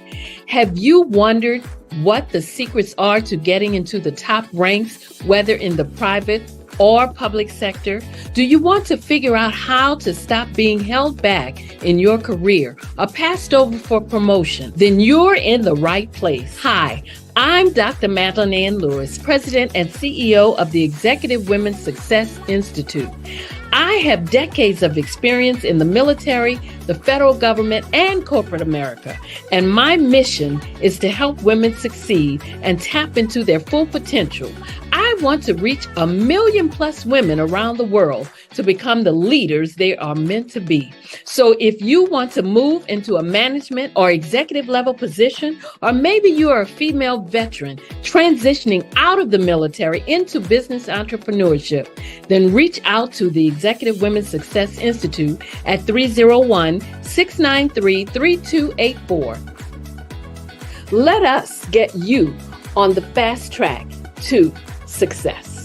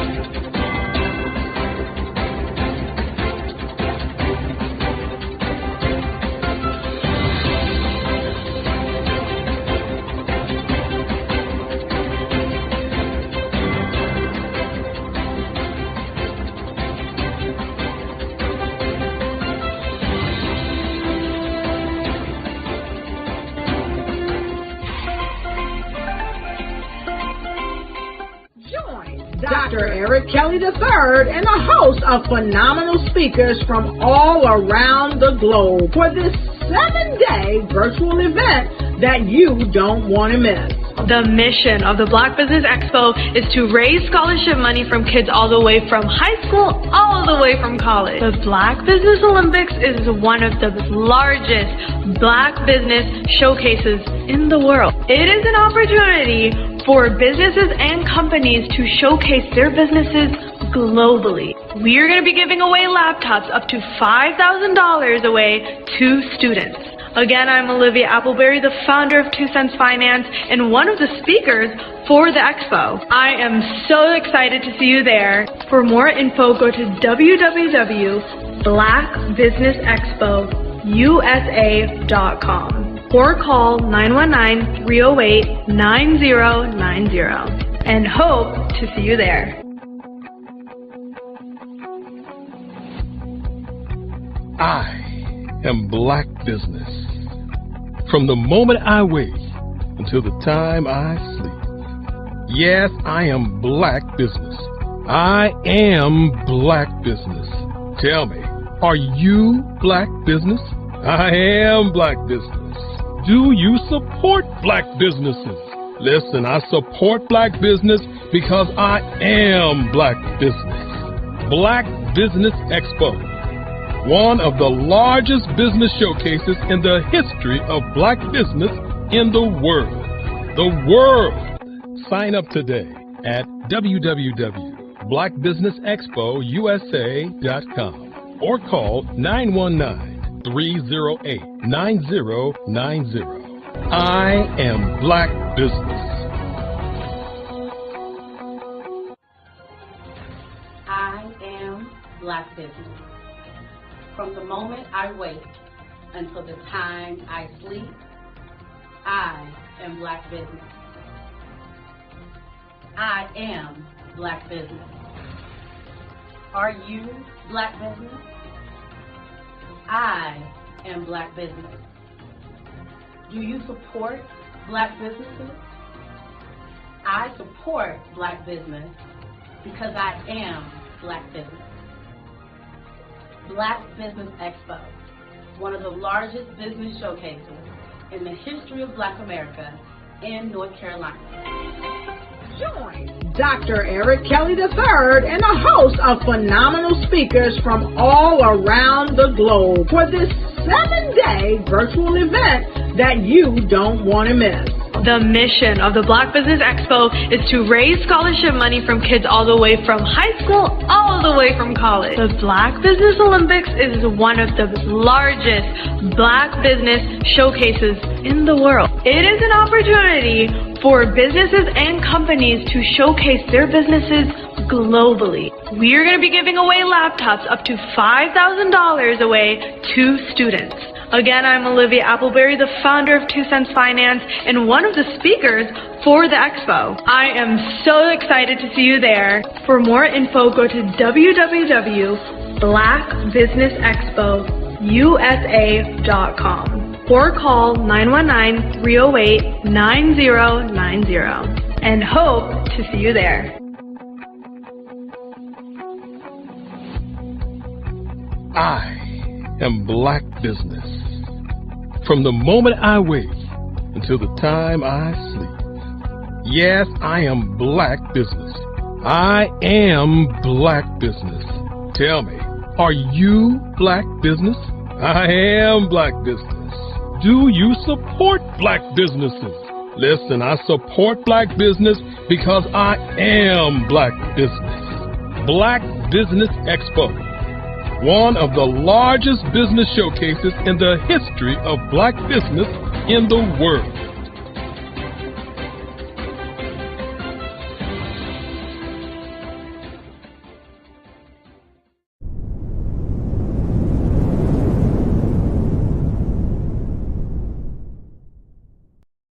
I am from Washington, D.C. Absolutely. So our coaching program help people that have the lack of time, that lack strategies, and lack the confidence to go after their dream life. So we help them implement tools. We help them implement, I love to leave the inherited lack of finances or the education behind finances. But it wasn't until I lost my firstborn, my only son, that life changed for me. And where I was going after it all, living the corporate life, hit my 6-figure income and living in my dream house with my dream man, driving my dream car. Wow. I nearly lost it all. Wow. When I lost my son. And so I realized it only takes one financial catastrophe that can change your entire life. That's what made me start All New Beginnings. Because no matter what's going on in life, there's a new beginning. And because of that, we develop a program called Wise Minded. My little slogan is, don't just dream it, let's live it. If they want to connect with you or work with you, what is the best ways for them to be able to do that? Well, for my social media guru, you can connect with me on every single social media platform as Tanya T. Wallace.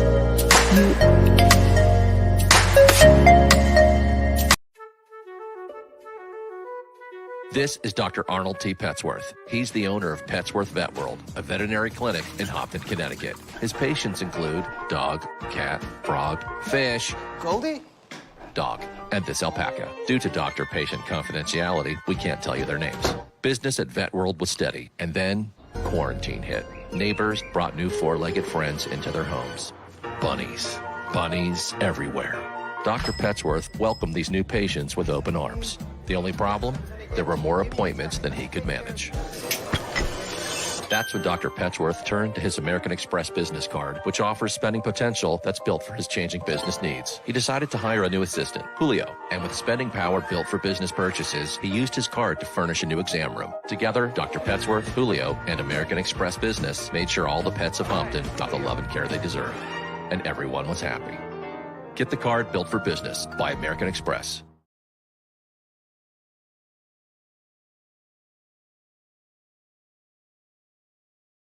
I'm Ramon Ray, founder of Smart Hustle Magazine and smallbiztechnology.com.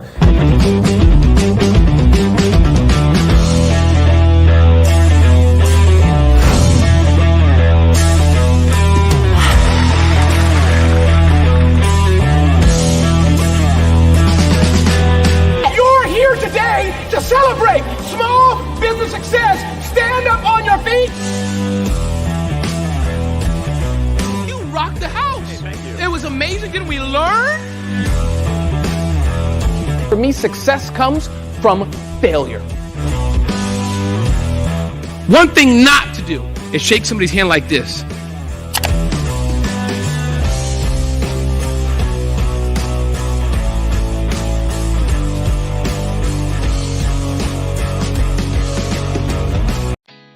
Did you know women represent just 3% of Fortune 500 CEOs and less than 15% of corporate executives at top companies worldwide? Have you wondered what the secrets are to getting into the top ranks, whether in the private or public sector? Do you want to figure out how to stop being held back in your career or passed over for promotion? Then you're in the right place. Hi, I'm Dr. Madeline Ann Lewis, President and CEO of the Executive Women's Success Institute. I have decades of experience in the military, the federal government, and corporate America, and my mission is to help women succeed and tap into their full potential. I want to reach 1 million plus women around the world to become the leaders they are meant to be. So if you want to move into a management or executive level position, or maybe you are a female veteran transitioning out of the military into business entrepreneurship, then reach out to the Executive Women's Success Institute at 301-693-3284. Let us get you on the fast track to success.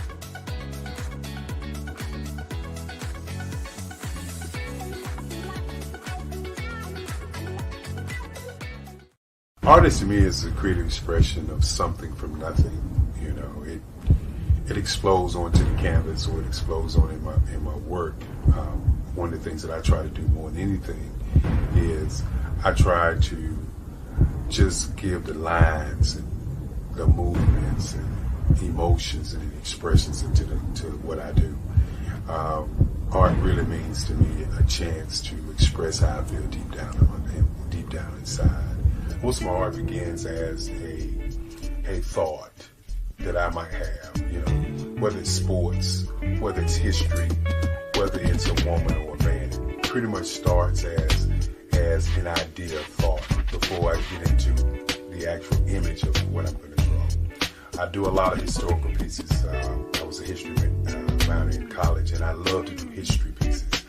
And a lot of times I'm thinking about history, and then I try to make that history impact you as you look at it. That's one of the reasons I do pictures so large. People ask me, why do I do the pictures so big? And I tell them, I want the piece to impact them as they're looking at it. To kind of dominate them, dominate their space. And most of my pieces I try to do off page. I don't try to do anything that's going to be in those four corners or in a square. And I want your imagination to be a part of the piece that you're looking at.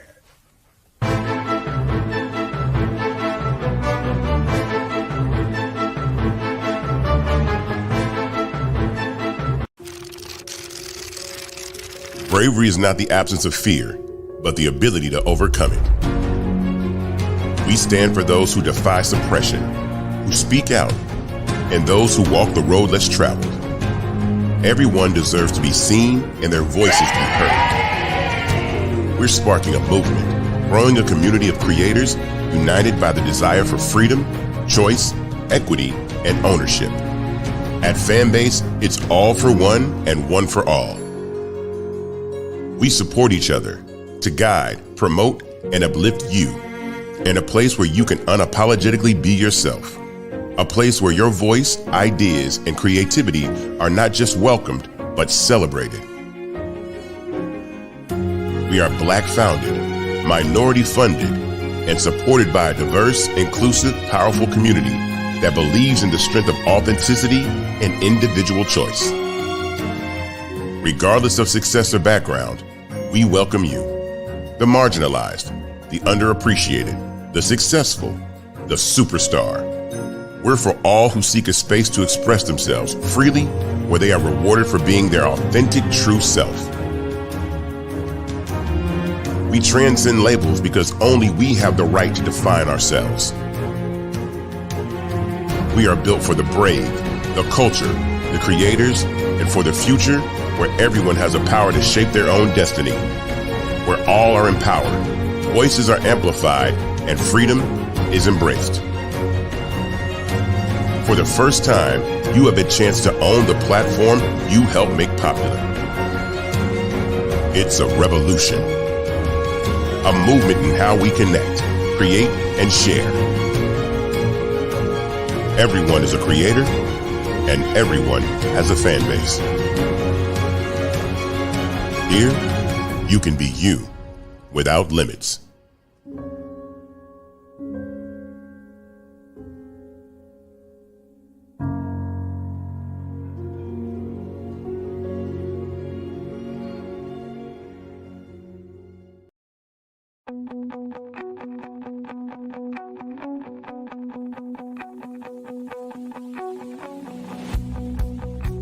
I am Black Business.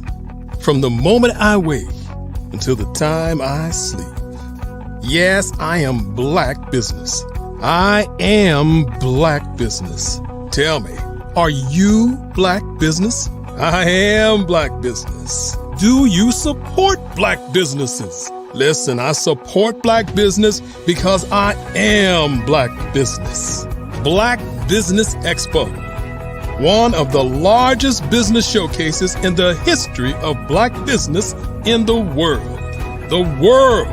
Sign up today at www.blackbusinessexpousa.com or call 919-308-9090. I am Black Business.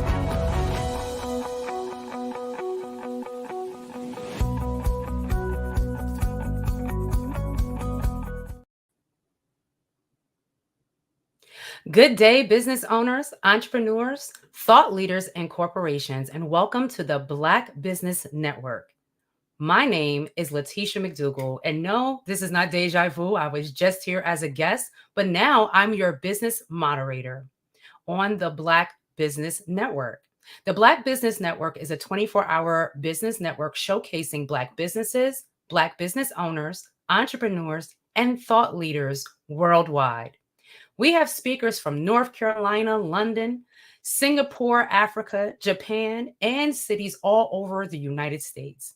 The Black Business Network is a global community sharing its business knowledge to empower, inspire, and educate businesses about businesses.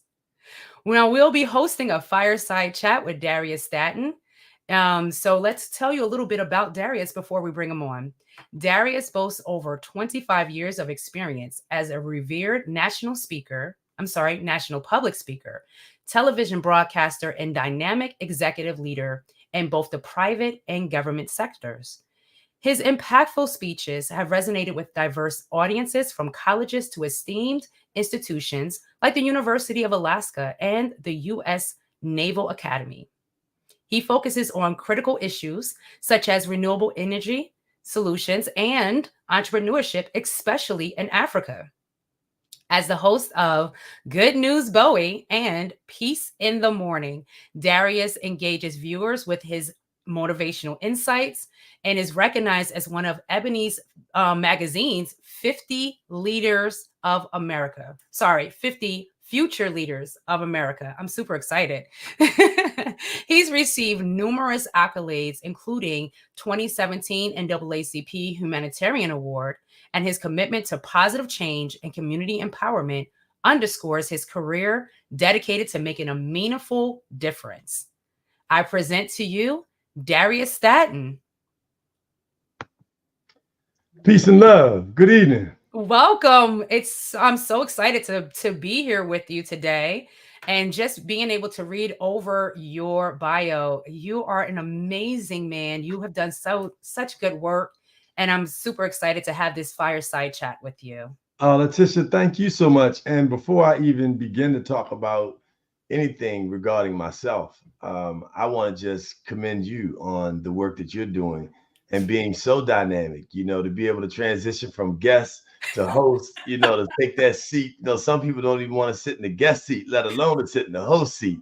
And Absolutely. you do it with such ease and grace. So I am honored to be, on the other side and to be part of this fireside chat with you. So thanks for having me. And thank you to the Black Business Network. Yes. That is doing things and creating the Black Business Expo and the Olympics that is just taking our community from a business perspective to a whole nother level. And make sure you all donate so we can make sure that our young people are way ahead of the curve as it applies to Absolutely. technology. Information is the current capital. It is the greatest resource is our information. Worth more than Next to gold. good spirit. So thanks so much for having me, and I look forward to this fireside chat. Absolutely. And thank you so much. And that, that is definitely impactful information. So I'm super excited that you were able to say it before we even got started so people understand the assignments. Make sure you are donating. So let's get started. Darius, you ready for me? I am all pumped up and ready to go. Excellent. So my first question to you is, what inspired you to pursue a career in public speaking and broadcasting? I have a very good friend, brother, and now business partner, and his name is Kendrick Tillman, also known as DJ 5 Star. I like to say 5 star. Kendrick is a engineer. He's got a bachelor's degree. Bachelor's in electrical engineering from Morgan State University and an MBA from Morgan State. Just a really dynamic brother. He created something called Math Through Music, and where he teaches young people how to create math and technology by utilizing the DJ booth, right? And one of the things that he often talks about is working in your therapeutic space. Do things that make you feel good. Do things that come natural to you. And I've been speaking publicly. Probably started, quite frankly, in church. My grandfather was my first speaking coach. And whether I was doing the prayer or I was reading the announcements or whatever it was coming home from church, he would coach me. He'd say, make sure you look people directly in the eye. And he had a real deep baritone voice, And he said, make sure you put your hands on the podium and don't fidget around. He said, make sure you pan the room and look at different people. Don't just focus on one space in the room. And that was the coaching that I got initially, from that space. My mother also is a speaker, entertainer, singer. My dad is an announcer. So I really came from a family of, if you will, public speakers, right? And so I started doing it about 19 years old. And that was really the focus. I started training young people in public housing communities in the city of Annapolis. And somebody saw me and said, hey, I'd like to offer you another role. And that role, when it turned into a national trainer for the Department of Health and Human Services. And I went all around the country doing HIV and AIDS workshops. And so I'd done this, kind of part-time all my life, but I just love motivating people. I love planting seeds that one day will germinate. You'll be like, oh, that's what he was talking about. And that light bulb will go off. And, my personal mission is to create systems, organizations, and entities that help people live healthier and happier lives. And so if I can turn that light on in someone, then that's a win for all of us. The win-win-win is what we call it. Well, my next question sounds like it kind of intertwines here because can you share a pivotal moment in your career that significantly shaped your path? And just hearing that story that your grandfather was your first mentor in speaking, that speaks volumes. But how would you answer your significant pivotal moment that shaped your path?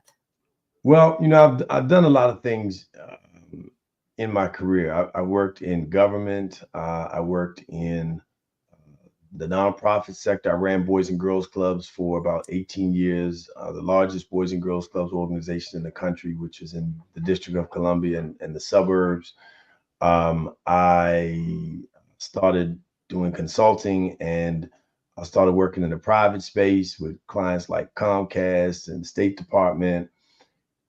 And so after being in all of those sectors and working as a consultant, by nature, I was homeschooled for a good part of my career as a student, and I was trained to be a critical thinker. So I'm a conceptualizer. And so that makes sense. Conceptualizer, I can listen to people, and then I start putting the dots together and connecting them. And then after about 15 minutes, I'm like, okay, this is what I think we can do. And this is who I think you should connect with. And this is their number, right? Because that's how I was trained, and that's how my brain works. So it's really easy for me to do that for other people. But the difference in that in what I'm doing now is I was helping to grow and build other people's dreams. Mm-hmm. And I have a gift. God blessed me with the gift to be able to reach people.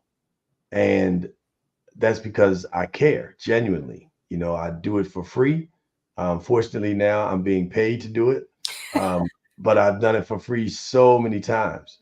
And I think one of the things that really one of those pivotal moments is surrounding yourself with really dynamic people. I was on a stage. I was the keynote. No, I was the master of ceremonies, and Willie Jolly was the who's now like took Zig Ziglar's place. If you don't know who Willie Jolly is, look up Zig Ziglar and Right, then look up right. Willie Jolly, and Les those are Brown, three all of them. speaking giants, okay, in the motivational speaking community.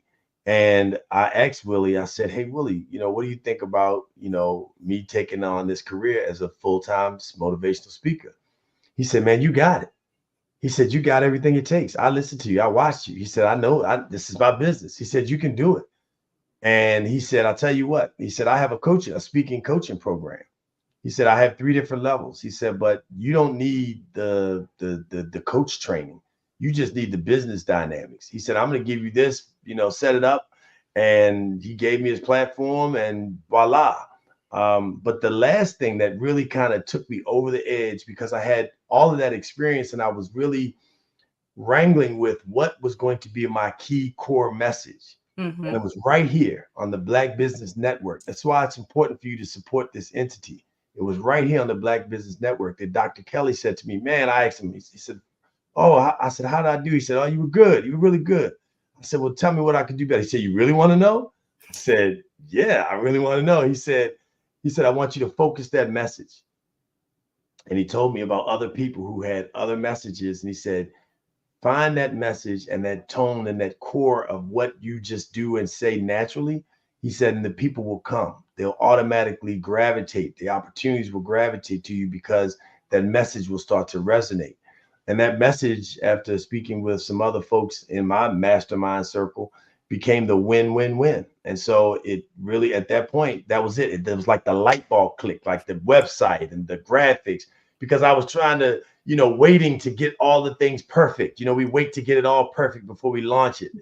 And that was it. It all like just, and it happened right here on the Black Business Network. And so I'm See? indebted for life, you know, and our career in this space, because what we're going to actually launch, and I'll let you ask your questions because it'll tell you. It'll probably come up anyway. That's okay, Darius. You're excited. We're excited with you because you're just on a roll. But like you said, I'm going to give you a chance for that as well.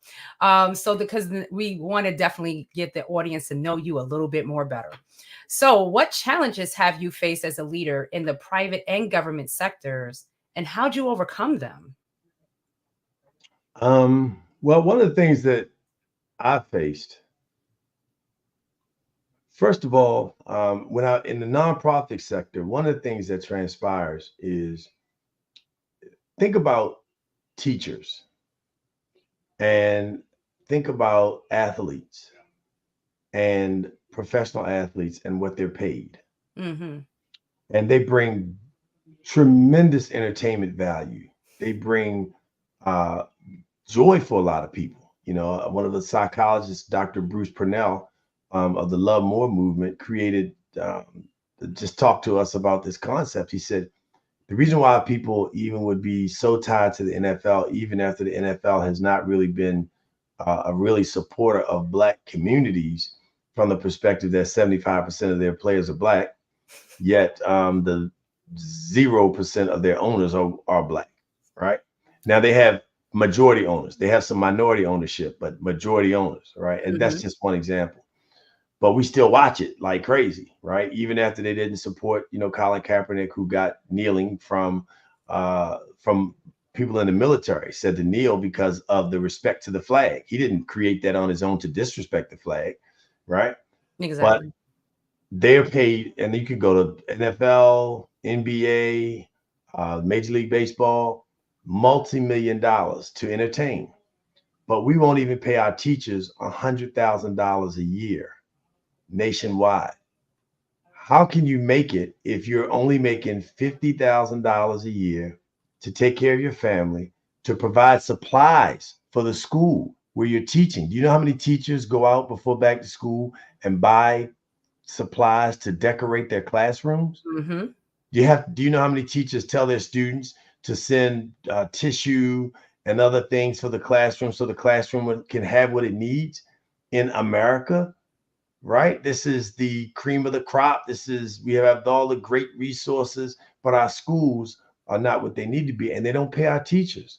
And so the same thing applies with nonprofits. You have people who are working in group homes dealing with some of our most challenging young people who come out of abuse and neglect, and they're making $20, $22, $25,000 a year.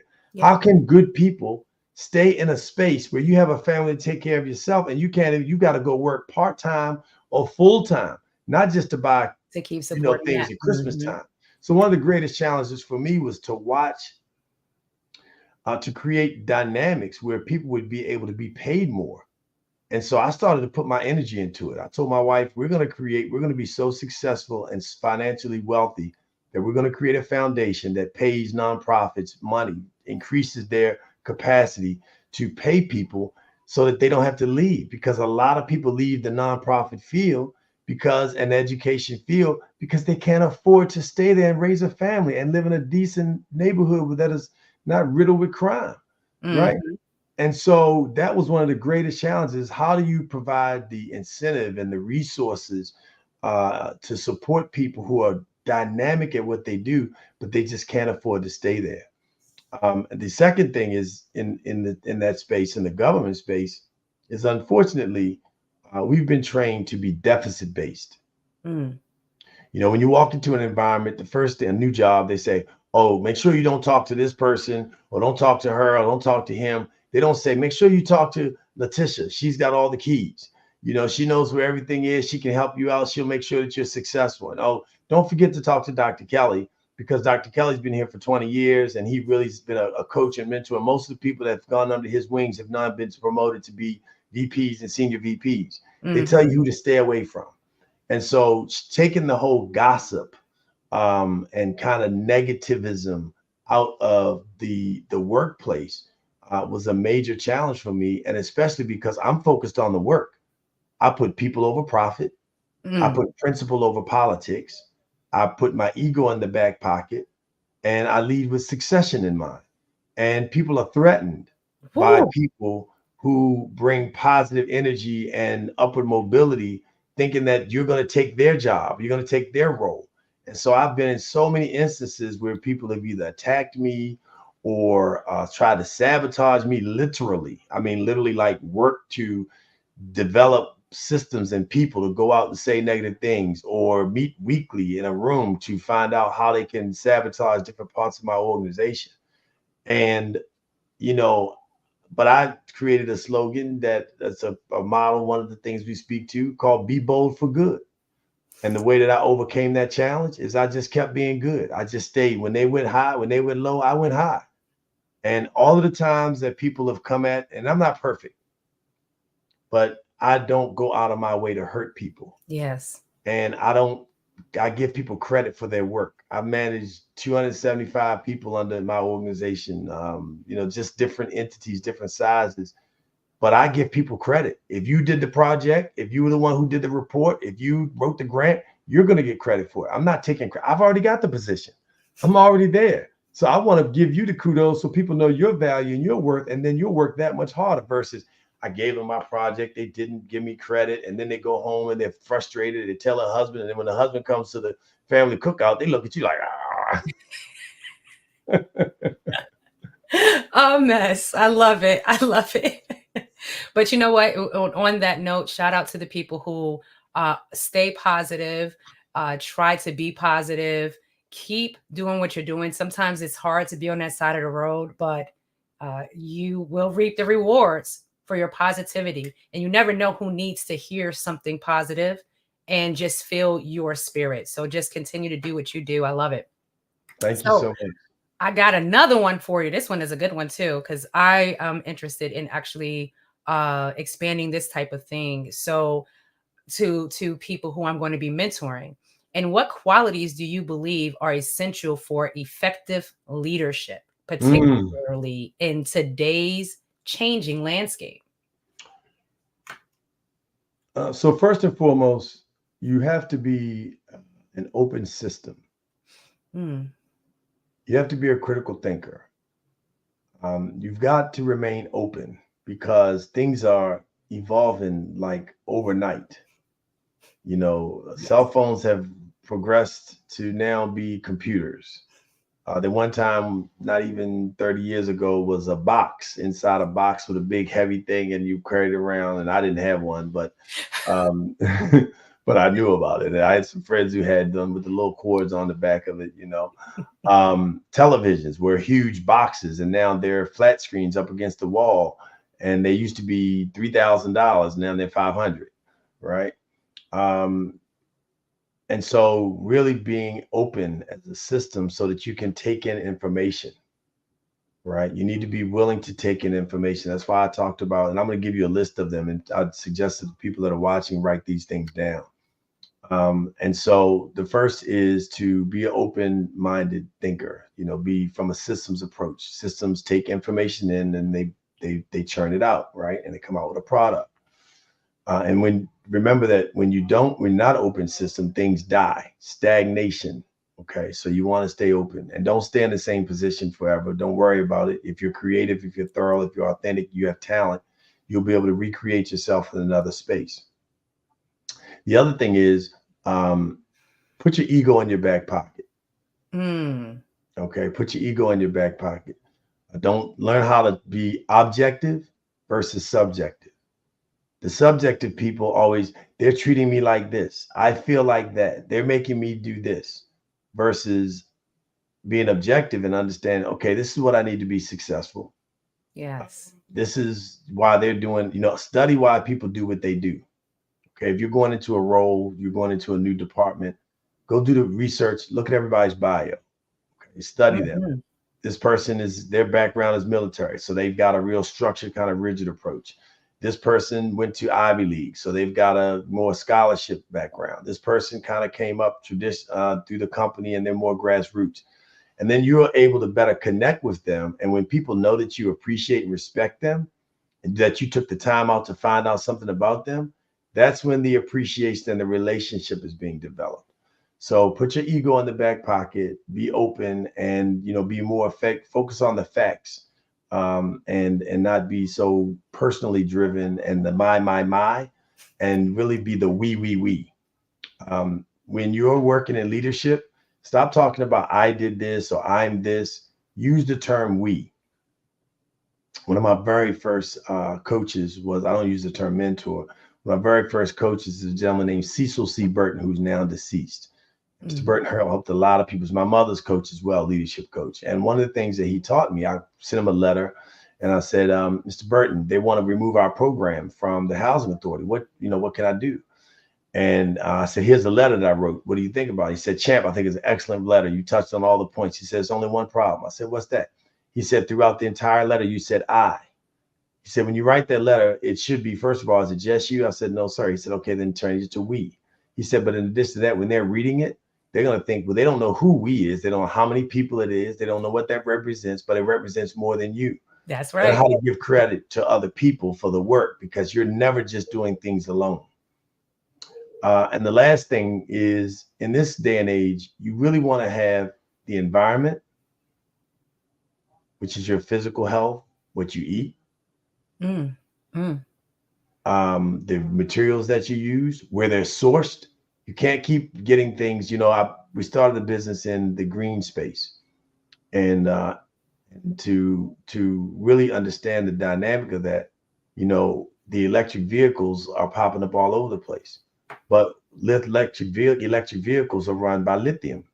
Where's lithium come from? It comes from the Congo. Have you done the research on what's going on in the Congo and the displacement of millions of people, the wars and things that are taking place, while the corporations come in and able to get it for pennies on a dollar, because there's nobody paying attention to the fact that these wars, that these resources are being pulled from their community, and the people there in the continent, in that country, are now benefiting at all. They've got child labor. So know your source before you go buy a product, before you bring that partnership into your organization. Go do your homework and your research. And the other tie to that is AI. You know, if you're a leader today, you need to be able to understand technology. So cybersecurity, you need to understand that. You don't have to be knee deep in it, but you need to understand it. You need to be able to manage people, to ask the key questions regarding it. And of course, for any leader, you got to know your numbers. Yes. Right? You got to know your numbers. You have to know your budget. You got to know your costs. You got to know your costs of doing business and service. And so knowing your numbers lets people know that you're serious and that you're about your business. But it also lets you focus on what you're in business for, which is to make money. So that leadership roundup is last but not least, make sure that you stay authentic and ethical, because cutting corners will cost you eventually. And people think that you can get away with it, but there are tons of examples every single day of eventually something catching up with you. And there's a difference when something happens and you really didn't know, or you made a mistake, or you just didn't pay attention to it, versus you intentionally let something go that you watched, whether it was in a room full of men and they made a joke about a woman that was inappropriate and you didn't say anything, you didn't stand up for that woman. But you was in that room. Whether it was a scenario where money was involved and you turned the other cheek, those things will catch up with you. And you've got to take a stand, an ethical stand, because if you're modeling leadership, people are watching what you do. And unfortunately now people are too busy wanting to be celebrities in leadership and be social media images. And young people are growing up thinking that, oh, I got to be tied to this person, take this picture. You got to do the work. You got to do your research. You got to put your ego in your back pocket. And you have to, last but not least, lead with succession in mind. Who are you training to do what it is that you do, so that your movement, so that your nonprofit, so that your business does not die on the vine when you walk away from it? It's so funny because a lot of the things that you have ticked off on that list right there, and I hope that everyone was writing those down, is some of the stuff that we talked about in the interview I just did. So it's just amazing how when you are, designed to teach people, that when you listen to people that are given the same message, if you are not following suit, that's on you at that point, right? Because people are saying that you're saying this, you're giving it to them. And if they're hearing it from multiple people, and it's good material to utilize to change and make a difference in how you do business and just how you communicate and work with people, then at that point it's on you. But I definitely not to take up your time. No, you're fine. You. This is a fireside chat. It is. And So when I tell you, it was, back you was hitting some points on that one. I tell you, that was good. Particularly when you talked about it's going to catch up to you. My grandmother used to say, if she did something and she knew she was doing something wrong, like you said, right? She always gets in trouble.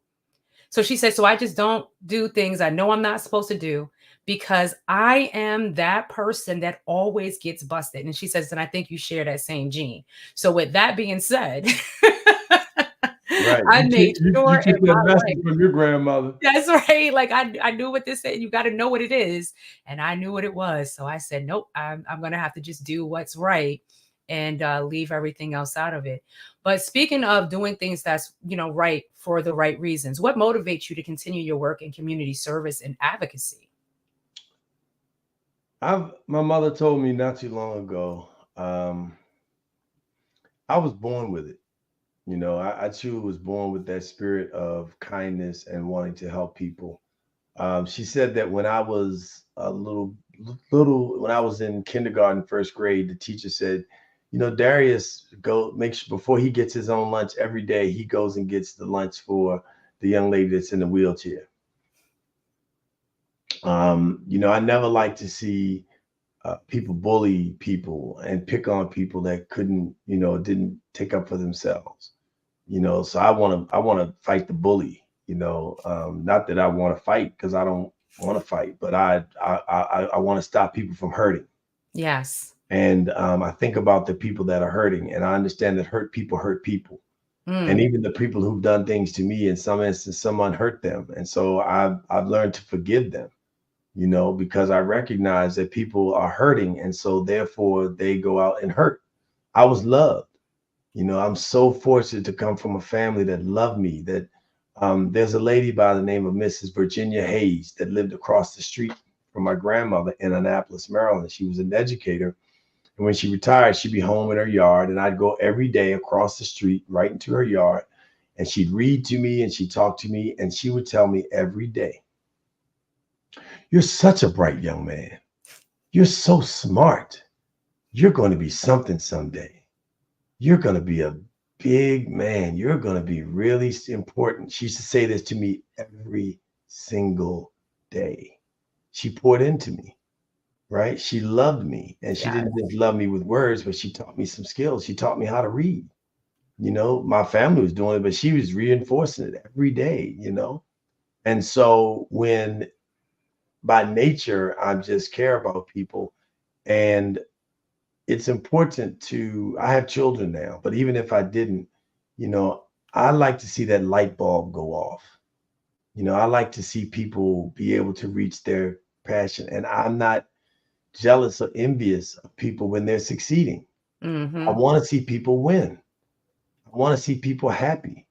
I want to see people reach their goals. I want to see people lose weight so that they can be healthier. I want to see people obtain more resources and capacities so they can run their businesses and gain more money, so they can hire more people, so that people can take care of their families. I want to make sure that people who are CEOs have an exit strategy and know how to utilize their resources and don't burn themselves out because they don't have a coach that can help them strategize and figure out or determine what are the right ways to go, and to help them with relationships, because they're so busy running the business that they're not minding the business. There you go. Right? And so I just have a natural passion and desire to see people win. And it's just who I am. And I've always been that way. And I thank God I'm that way. And even though it kind of hurts when people come at you and, stab you and cut you, I'd rather be the one cut and stabbed than the one doing the cutting and stabbing. That's right. That's right. Because those wounds can heal. And yes, like you said, and if you have the right support system in place, then, you're going to have people step in front of that for you, because they don't want to see you work. They want to see you continue on with the work that you're doing. So it comes kind of twofold on that. Like, you don't want to see somebody get hurt for you, but sometimes your support system is so strong, they would rather take it because they know what you're doing is bigger and better than that. Well, it's blessings and lessons, because the other side of it is we also attract some of the things that happen to us because we have not been willing to let go some things in our being that we need to let go. And so you pay for that. This is true. And so, you have to really, I left this out in leadership. You have to be coachable, but you have to be real with yourself. Everybody's not able to self-actualize. There's some people that can. I used to do substance abuse prevention, and so I did a lot of talks around drug addicts and cocaine addicts. And one of the things that I learned was people that really just can't step outside. When people become addicted, they can't step outside themselves and see what's wrong with the picture and what they're doing wrong and the mistakes that they're making, because they're so caught up in whatever it is they're addicted to. And other people are like that in just being negative or whatever it is that's in you, or you're, this mode that's moving, making you move the way that you move. And so to be able to self-actualize is so important. And so take time out. If you can't see it, ask somebody that you trust, get a coach, get somebody in your circle that's willing to tell you the truth and what we call the room of candor. And that is to tell you the real deal, not lie to you and placate you and make you think everything is rosy and that you're looking good, but somebody's willing to tell you your shirt's hanging out, or you said something that was inappropriate, and, don't worry about what they say or how they feel, tell them the truth, do it in a respectful manner, but you gotta be real. Then you got to tell people what it is that they need to hear in order for them to recognize their true value. Because how else do you grow unless somebody pulls your coat and shares, what it is, versus somebody just telling you and letting you think that you can keep going along on that road. And sure, you'll be successful to an extent, and sure, you'll be able to make some money, but you won't be able to reach that optimal level of success, which is to be able to help other people reach the same types of levels of success that you have or greater. Absolutely. Absolutely.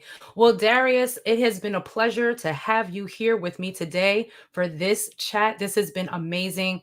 I love the fireside chats. I'm going to have to start seeing if I can get in more of them, huh? You and I both. I'm looking forward to it. And you know, you just did a phenomenal job. You made me feel so comfortable. You know, I really appreciate, you know, the chat and the opportunity to do that. I really encourage people that if you want to connect with us, please go to DariusAStanton.com. That's DariusAStanton.com, and allows to help you to win.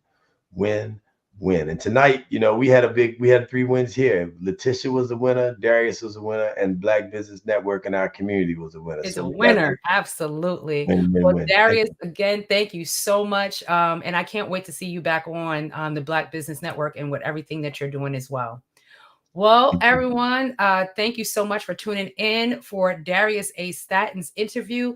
Genius is coming, and I will see you guys on the other side. And so what do I have here? The Black Business Expo's mission is to raise funds for high school seniors going to college or K-12 entrepreneurs. This expo is a fundraiser for students. You may go to www.blackbusinessexpousa.com to donate to the scholarship fund or use the Cash App. That's what we're all doing anyway, right? That's on the screen below. And that is going to be $BBXUSA. All right, all capital BBXUSA Cash App. Our goal is to give laptops and up to $5,000 to 10 students. Students can register online at www.blackbusinessexpousa.com. Every dollar counts. So we want to remind you to donate to the scholarship fund. We want to thank our Black Business Expo USA sponsors for September 2024. And that is NC100, Pseudo Soul, Caroline, Virginia Minority Supplier Development Council. That was a mouthful. Step Management, Margie McLean Foundation. I know that foundation. Genius is Common.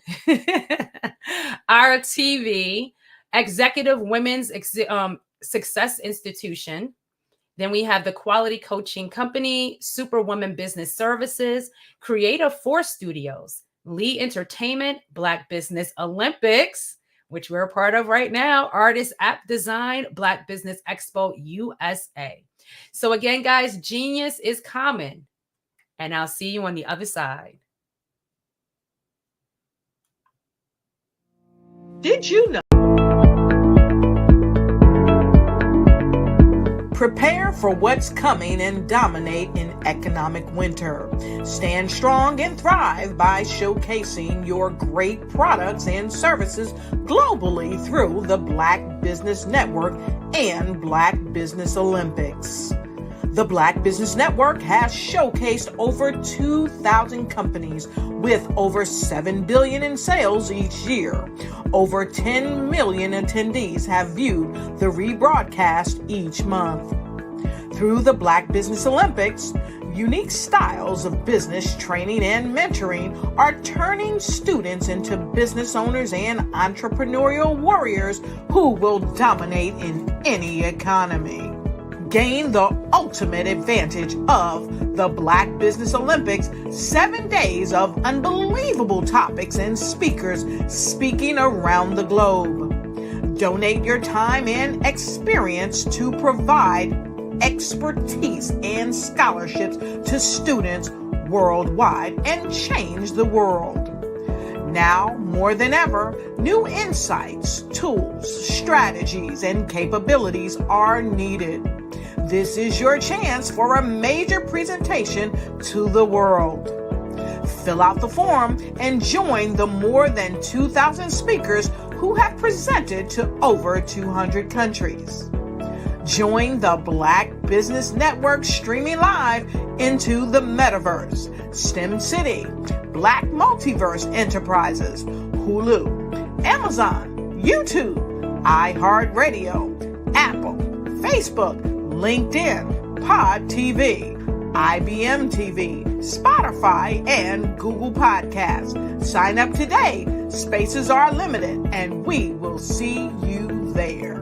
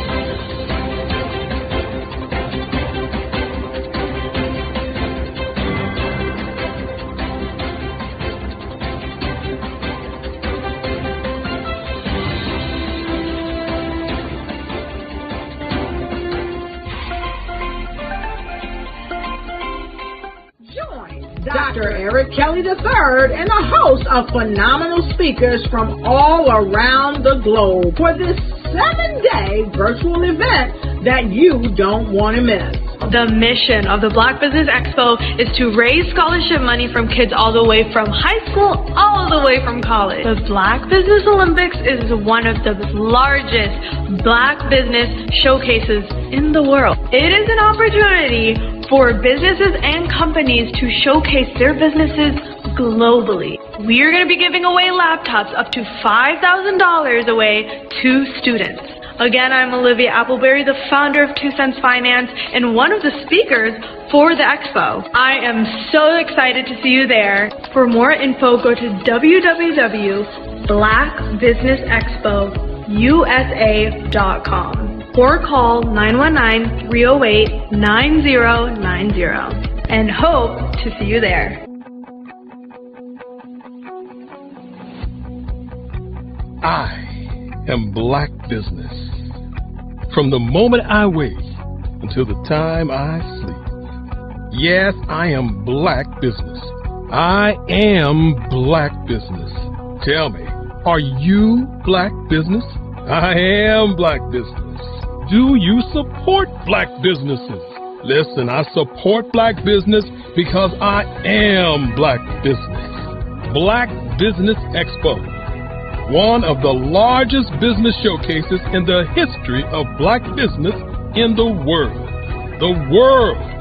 Sign up today at www.blackbusinessexpousa.com or call 919-308-9090. I am Black Business. I am Black Business. From the moment I wake until the time I sleep, I am Black Business. I am Black Business. Are you Black Business? I am Black Business.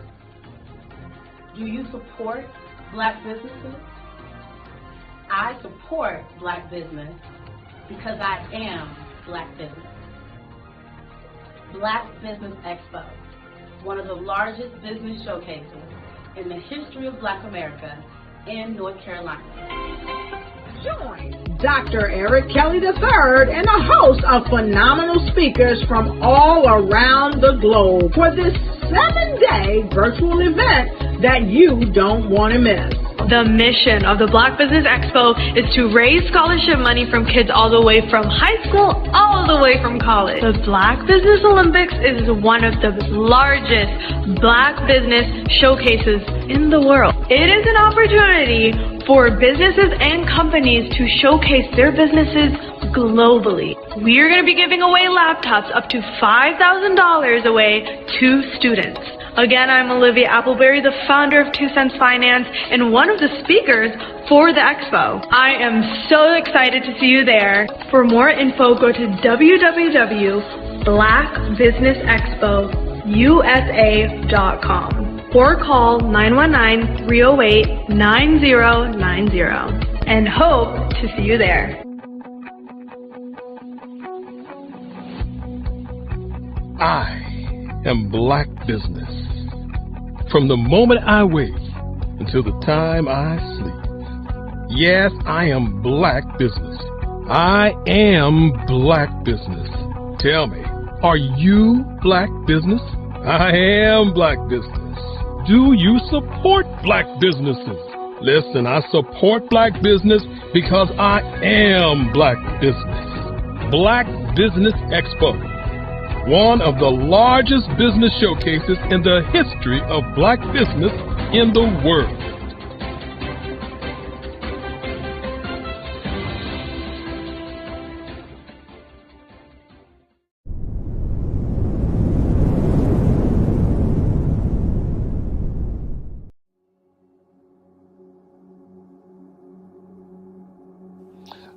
I was born and raised in southeastern West Virginia, the coal fields. My father was an AME minister.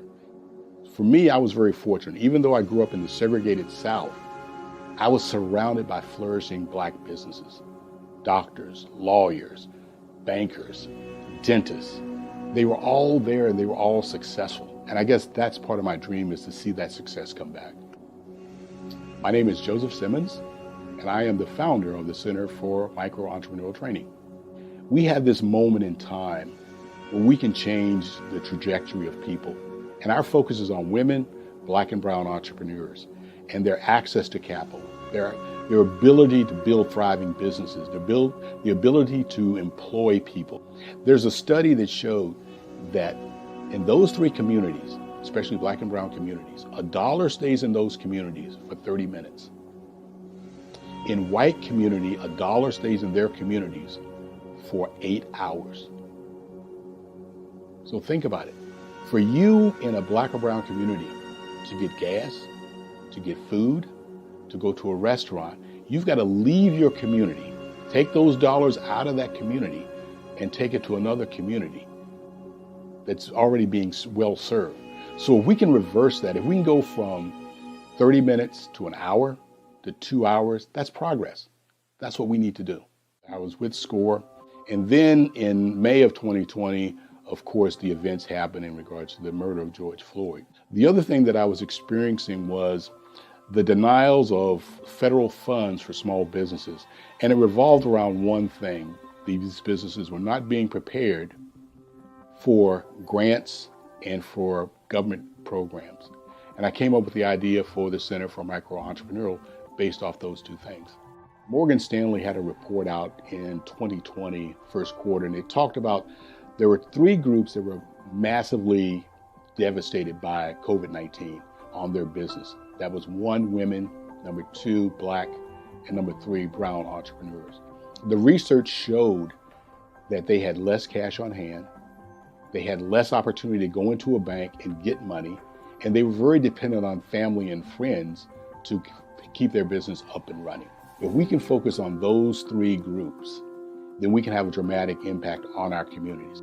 Really, the focus is on 3 areas. And those 3 areas are 1, the people, number 2, the courses, and number 3, a support network. Here at CMAT, we will provide you with the fundamentals for generational success.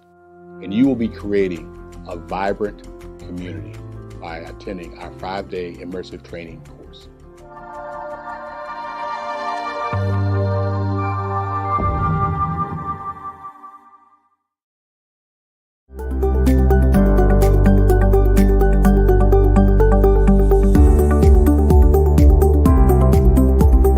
My name is Katie Bennett, and I own Lexicon Presents Publishing. We are a publishing and media company that helps you take your story and share it with the world.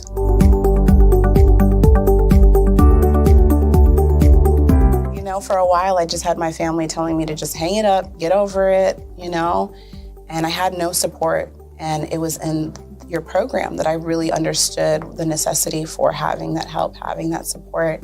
And so now I actually feel like a CEO as we scale, as our clientele changes, as my company is opening doors for other people to, you know, take care of their families It's just completely changed from just a mom who was publishing books.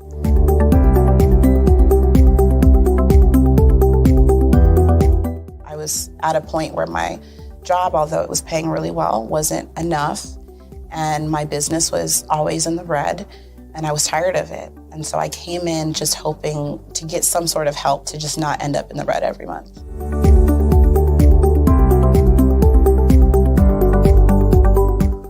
Ooh, wow. Okay, so there was one in particular, I cannot remember his name, but he asked me, he said, why are you in business? And I told him that I wanted to make a difference and I want to help my community. And he let me ramble on for a while.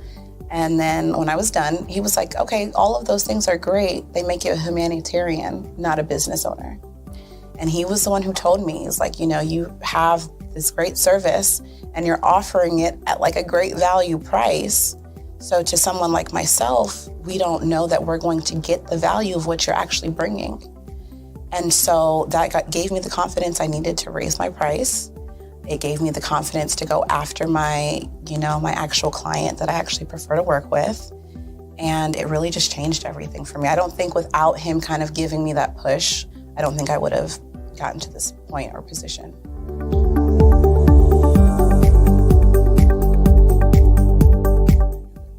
Wow, the benefits is just having a coach that holds you accountable. They set goals with you. That's been my favorite part. She has amazing experience, and so she brings her strategies and her ideas, and she helped me narrow down, what services I actually wanted to offer, how I could actually continue to offer it, how many clients at one time could I have. All of the information that she's given has just really transformed my entire company. And so I know I would have never gotten to where I am today and having some of these partnerships that I'm, having now without her help.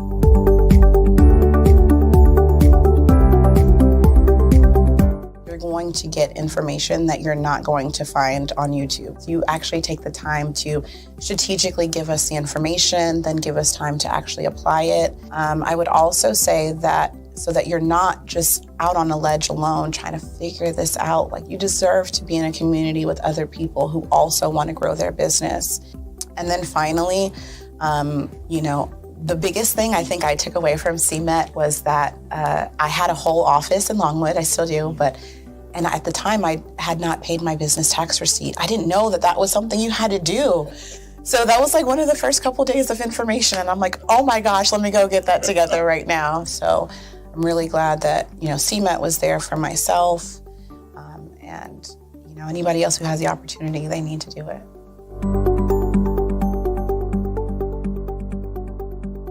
Hello, I am Dr. Eric Kelly III, the visionary strategist and founder of the Black Business Olympics. I invite you to showcase your Black-owned businesses on the Black Business Network global stage. The Black Business Olympics is a global Black Business Network platform that propels Black-owned businesses into the international spotlight. By showcasing your business on the Black Business Olympics platform, you can reach a worldwide audience of potential customers, partners, and investors. You can also establish yourself as a thought leader and expert in your field, attract lucrative partnerships, and more speaking engagements. In addition, the Black Business Olympics platform provides a valuable opportunity to connect and collaborate with like-minded entrepreneurs and business professionals from around the world. This can lead to new business opportunities, ideas, and relationships. Finally, by sharing your story and expertise on the Black Business Olympics platform, you can inspire and empower others. This is a powerful way to make a positive impact on the world and leave a lasting legacy. If you are a Black-owned business owner, I encourage you to seize the opportunity to showcase your business on the Black Business Olympics platform. It is a once-in-a-lifetime opportunity to make an indelible mark on the world. Be one of the 1,000 visionary entrepreneurs who are changing students' lives, shaping industries, and leaving an unforgettable legacy for their families. Unleash your voice on our global stage and watch your business thrive. Black Business Olympics is one of the largest Black business showcases in the history of Black business in the world. Yes, the entire world. Just give me a call today at 919-308-9090.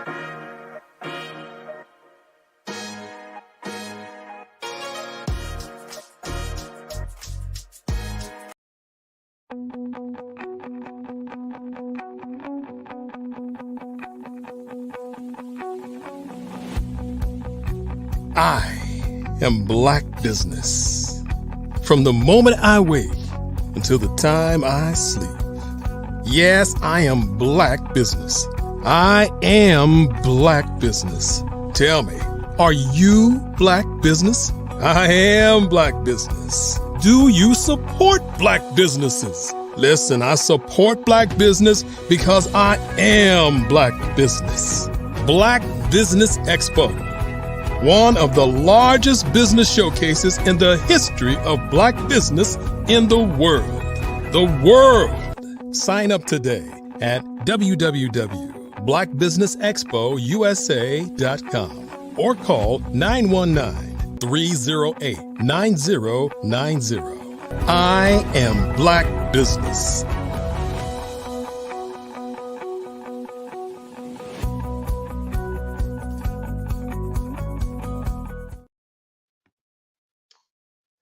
Good day, business owners, entrepreneurs, thought leaders, and corporations.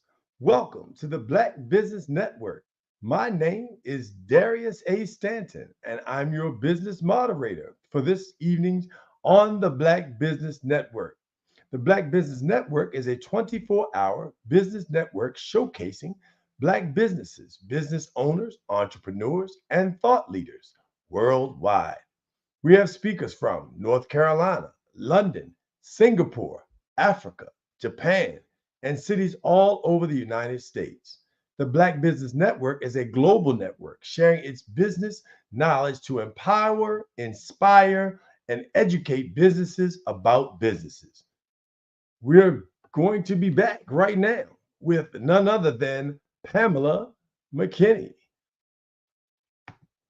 Our guest coming up on this fireside chat this evening is Pamela McKinney, the CEO of Business Concepts Accelerated, LLC, also known as BCA, where she champions the ambitions of fellow entrepreneurs, understanding the burning desire to bring innovative products and services to the world. Pamela and her team at BCA provide a comprehensive suite of services designed to transform dreams into reality. Whether working with startup enthusiasts launching their first product, business solopreneurs seeking strategic partnerships, or seasoned CEOs facing business roadblocks, BCA is the go-to resource. They offer strategic consulting for impactful go-to-market strategies, deal flow advocacy, investor connections, and global expansion support. Additionally, Pamela's organization organizes an annual pitch event connecting entrepreneurs with private investors. Passionate about empowering women CEOs and enhancing diversity and inclusion, Pamela McKinney is dedicated to equipping ambitious individuals with the tools and support necessary to elevate their business to new heights. I present to you Pamela McKinney. Hello, hello. Peace and love, Pamela. How are you? Peace and love, my brother. I'm well. How are you? I am all pumped up and ready to go on the Black Business Network with Pamela McKinney, the CEO of BCA, CEO.com. Yes, yes. My pleasure to be here on the Black Business Olympics Network. Well, Pamela, I tell you, reading your bio is so inspiring. And understanding the ecosystem that's being created here on the Black Business Network. Yes. People who are watching this should be definitely sharing and having people tune in and listen to what it is that we're going to talk about, because you're creating some things in business for people that people don't know that they need them until they know that they need them. And so we're going to jump right into it, if you don't mind. What inspired you to start Business Concepts Accelerated, and what drives your passion for supporting entrepreneurs? Well, thank you again. It is my absolute pleasure to be here as always, and you, Dr. Kelly, and this entire network. But the inspiration and the passion literally came from I credit the I am that I am above. Honestly, I recognized early, as some of us have the opportunity to do so, what my gift was. And my gift and my passion was in helping others in the realm. And I'm just so passionate about business. Even in my years and years of being in corporate, I always watched what the CEO did of those major corporations and how they moved. And that's what fascinated me. So when I had the opportunity to step out and to have my own company, even though I've been incorporated since 2017, I didn't really step out to that business until it was, time, and it was recognized to me that it was that time to do so.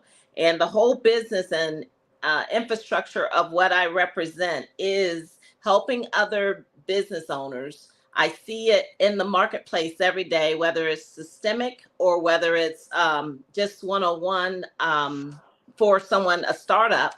There's the roadblocks, there's a systemic, challenges and things that are out there, booby traps, so to speak. And some of those don't qualify. So for the ones that don't qualify, I'm passionate for people to recognize their passion, recognize that there is hope and there's a way and there's opportunity for you to make it to the next level of what it is you want to be and where you want to go. There's a way, there's a path for us all. Just recognizing your gift. Well, I heard you say, part of the question is also, what is that passion? What gave you that passion? But you mentioned it earlier. You said it's the I am of the I am. It's something on the inside that encouraged you to go out and help other people who needed that push to get to the next level. And you mentioned it yourself. You talked about the fact that you started the business at one time, but you really didn't go full time in it, and sparked you. What made you jump with both feet in and recognize that you had to step into your own shoes and not wear somebody else's part-time? Oh my goodness, that set the spark for a journey that I don't know if I was prepared for. It felt like it was a kind of just going through the desert by myself many times as I tried to figure out different things that I needed to do to get to bringing all of this that I had before me together. And I'm just being honest, and I think that's a struggle that a lot of, especially minority-owned businesses, go through. And so I think that I went through that time period after leaving corporate and stepping out on my own. I recognized that this is the hole. If you have a hole of something, a gap that needs to be filled, this is what I experienced, so that I know and I can touch others in that same way to help fill those gaps for them. And so I think it just all makes sense. There is nothing that's not supposed to have happened that happened. So It would happen as it was supposed to. Yeah, the being honest with yourself is something I definitely heard you say, just to be real with yourself and admit that you don't know. And then, the whole facade, like I got it all together. Not realizing that, Fortune 500s, Fortune 100s, they don't have it all together. They're just out there doing it. They're making mistakes. They're falling short. They're, not meeting goals and quotas, but they're out there doing it. And you just got to get out there and do it. That's the big thing about that whole entire, statement is just, waking up every day and making it happen and doing what you have to do, meaning that you fight every day to connect the dots or whatever your goal or, the challenge is. You fight every day. And, I'm a living witness, I think, of that, but I think I've got it all straight now. Well, and you got a team to help you do it, Yes, obviously. sir. So speaking of challenges, it takes us right into our next question. What are some challenges you see entrepreneurs facing today, and how does BCA help them overcome these obstacles?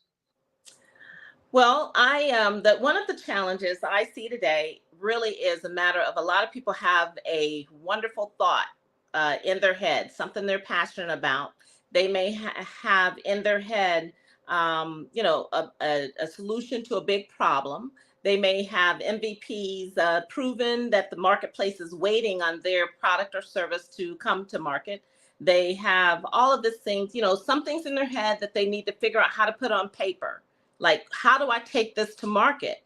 And there's so much out there, so much being thrown at people every day in regards to what it is, how to get there. And so I figured out a way through our monthly 1-day workshop where I talk about the basics for someone who's older, a baby boomer, who doesn't know how to navigate social media, to that person who's just a startup and just understanding what marketing and branding is. So that's my Startup Advantage workshop. So all the things that I see where those gaps are, again, I try to fill it with an opportunity that people can step into and gain, so that you can go to the next level quicker, quicker. And it really does. It's a stepping stone. So creating stepping stones, creating opportunity, I think is what BCA is all about. So you again, just a pro at this, obviously. So I was going to ask you to share some specific initiatives or program that BCA has placed to empower women CEOs and promote diversity and inclusion. But you can talk a little broadly about that. I definitely want you to cover, that topic and address what you do specifically to help women CEOs and why it is that women CEOs would need some additional support. But just talk about, you mentioned the Startup Advantage workshop. And so I presume that's one of your initiatives or programs. But tell us about that and or any others that, specifically help your audience or your client base reach those goals. Thank you, thank you, thank you. And I'll just mention a few because, again, my gift is recognizing those gaps. And then when God lays something down on me, in, I don't know, a week, it's already developed and, ready to put in the marketplace. So I try to limit everything to it all just making sense. And making it make sense is half the battle that people don't understand how to do. You want to put something in the marketplace, you have to make it make sense to your audience. You have to know who is your audience. You have to connect to your audience, stop the scroll. What is that right messaging? And then you test it and all those things, those factors. That's what we talk about in the at BCA Startup Advantage workshop. It's just a 1-day workshop, 3 hours. I do it on the third Saturday every month. I have another event advantage or a hole that I recognized regarding minority-owned businesses. And so I have another initiative for women only, but minority-owned business in total. The capital market really is set up, not to favor us in many cases. And we're less than 2% in regards to that funding. And so I have the BCA network, referral network. And in this network, I develop relationships with private investors, new money, old money, and people of wealth. And these are people who have a heart and they want to establish a place to give to minority-owned businesses. And many people have many programs. Mine is different because I really do look at the person who doesn't qualify for institutional funding. And it's more alternative funding that I look to bring to the table for these entrepreneurs. I like to look at your venture worthiness. And if it is something that I believe can make it in the marketplace, you can show me that it can make it in the marketplace or you solve a big problem, then I want to help you develop it. And how do we develop it? There's another problem. I don't know how. I offer our BCA readiness program. And with that, it's a 6-week program. 2 weeks, you're talking about marketing and branding. 2 weeks, you're talking about your 5-year financial projections and credit, as well, how to close the deal. A lot of people don't understand at that last moment, someone is interested. How do I close the deal as the founder? here pitching my deal. And then, of course, the last 2 weeks is pitch mastery, because you've got to have the confidence to sit before an investor. And that's what that whole readiness program is about. Once you're ready, you go onto my BCA, everything's branded, BCA Top 25 Founders to Watch list. I have 25 minority-owned businesses I'm ready to send to any private investor to take consideration of investing. And so I pitch those businesses who are ready every week, trying to find investors to make a match with. And then lastly, I'll just make mention, we've done 3 pitch events virtually. And we are taking 2025, we're taking our pitch event. It's Pitch and Purpose. Again, I really am passionate to help minority-owned businesses. And that is one where we will match, like I did online, matching founders to the right investor. And so that's just a few of the initiatives. I have signature events, 20 years of doing signature events. Wow, you are a jewel that people need to know about. Hey, listen, this is something that people need to, if you're watching, share it right now. I know you're caught up in the moment, but share this information because people need to know about it. Thank you. So Can you give us some examples? Just tell us, a success story from one of your clients that exemplifies the impact that BCA has had on their journey. Mm-hmm. Yes. So I have several clients in regards to the pitch and capital funding where I've matched, and I've had about 3 to be funded, because it is quite a process, and it is a vetting scenario where we're ensuring that the private investor is liquid and that they have the capacity to do what it is that they say they can do, as well matching that with the right opportunities. But the bottom line there is the fact of I have 3 that are pending. I have 3 that have completed, 3 that are pending, meaning that the funding is coming and they've been approved. So that's a satisfactory thing for me Big personally. deal. And then I have another client. I work with busy solopreneurs, right? I'm a right-hand woman at the table of deal flow. And so I work specifically with high net worth individuals, and they're just on the go, and I am their backup or strategic advisor even. But with that, one of my founders, he's just a busy person. He had an opportunity where I recognized could be a white label for my company. So I developed a whole new company to surround that opportunity. So it's just recognizing opportunity, which is what my fireside would be, my chat would be about this evening as well, as opportunity. Just recognizing opportunity. I have many things. I classify myself as multifaceted, and many people think that's a negative thing because you do one thing, do it well. And God has blessed me to balance this ability, I guess. And then it all works together in its ecosystem. But many success stories in regards to people I help, in regards to people who have an idea that I mentioned earlier in our consultation with them. I meet with people weekly who have an idea. We develop those ideas in a go-to-market strategy campaign, and they're launched to market. And many who don't have the money to pay, I do help as well. And I do it in exchange for perhaps a seat on their board, or as we continue to develop them and their strategic go-to-market strategy. So they have a launch date, and it goes on and on and on from there. So I think just helping people and people recognizing and feeling the value that I bring, that's the satisfaction. Wow, it's very admirable of you to do what some of our business partners call right size pricing. You once you recognize apparently that people have the talent and the product, Yes. Then you don't let funding get in the way of helping them to get to where they need to go. Right. And that's very admirable. People need that. Mhm. But it's also smart from a business perspective, because that So if they win, you win, and if they win, you win, the community wins. So it's definitely a win-win-win from that vantage point.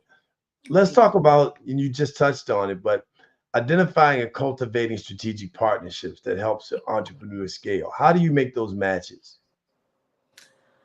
Well, if I have a questionnaire, it's a go-to-market strategy framework. And so that questionnaire, I have a questionnaire for my private investors, and I have a questionnaire from the founder's point of view. And really, you wouldn't put someone who's looking for, what their criteria is. You just fit the criteria, really. For the pitch event is what we do. And so therefore that investor who may have 9 meetings that day during that 3-hour event, he knows that everyone he's meeting with, number one, is ready. Number one, so there's criteria, there's SOPs to everything as to how we qualify and quantify. But the strategic partnerships, and I talk about that a little bit in regards to my conversation this evening, where we, you really are recognizing opportunity. You're open to it, and you see the glass half full, and you network, and you do all those things that make connections, and nothing's gonna just come knock at your door and say, hello, I'm here, like the perfect man. He's not gonna just show up at my door. Well, let's talk about showing up at your pitch event. What can entrepreneurs expect from your annual pitch event, and how can it change the trajectory of their business? Oh my goodness. It is first of all, just having the confidence to speak to an investor. There's a lot of fear there, and again, here I am working primarily with minority owned businesses, and they've not had that opportunity to sit before investors, right? So first of all, we talk about that, and we get them to where they have that pitch confidence. And then in actually being matched to, no, I have 4 meetings. I have 4 meetings with investors set up by this event.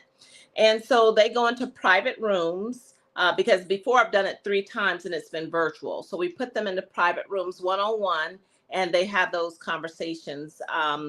But the matching of the pitch event and just having a slot really is just, there's the readiness. We want to get you ready to be ready with the readiness program. And that is a 6-week program that's optional. A lot of people will come to me and they already have a pristine business plan, marketing plan, financials are ready. Everything's ready to go. And they know their numbers, they know their business, but that is a rarity. I don't care if you graduated from Harvard. I've seen it all, and so you've got to be ready. And so once you're ready and you have the confidence, and then we make that connection. But collaboration just really, stems from just being open and speaking up and making things happen. Well, it sounds like you're talking about some things that are shaping. What trends do you see shaping the future of entrepreneurship, and how is BCA adapting to these changes? Well, just understanding the various generations and how they think, how they move, and each one is different. And understanding a little bit of that is, I think, how you really have to understand and being flexible to change, because it changes so fast. And so when we're talking about, your idea and taking that to the market, we're going to look at what is in your industry. We do our research on how the best way to do that. And so it's really just seeing what the current trends are. And I'm very much so into AI, because that is the future, us understanding fiat versus global. It's we want to think globally if we can. If your idea is one that can be elevated, and a lot of ideas from minority-owned businesses, honestly, can be elevated. They don't even see how big this idea really could be. And we bring that to light through our discovery timeline as well, meeting weekly and things like that. So it's a step-by-step process, but I'm about making it happen. I believe, going viral can be predicted and predictive. And, you just understand the hacks and the rules and how people are out there doing it, making it happen. And you don't have to recreate the wheel,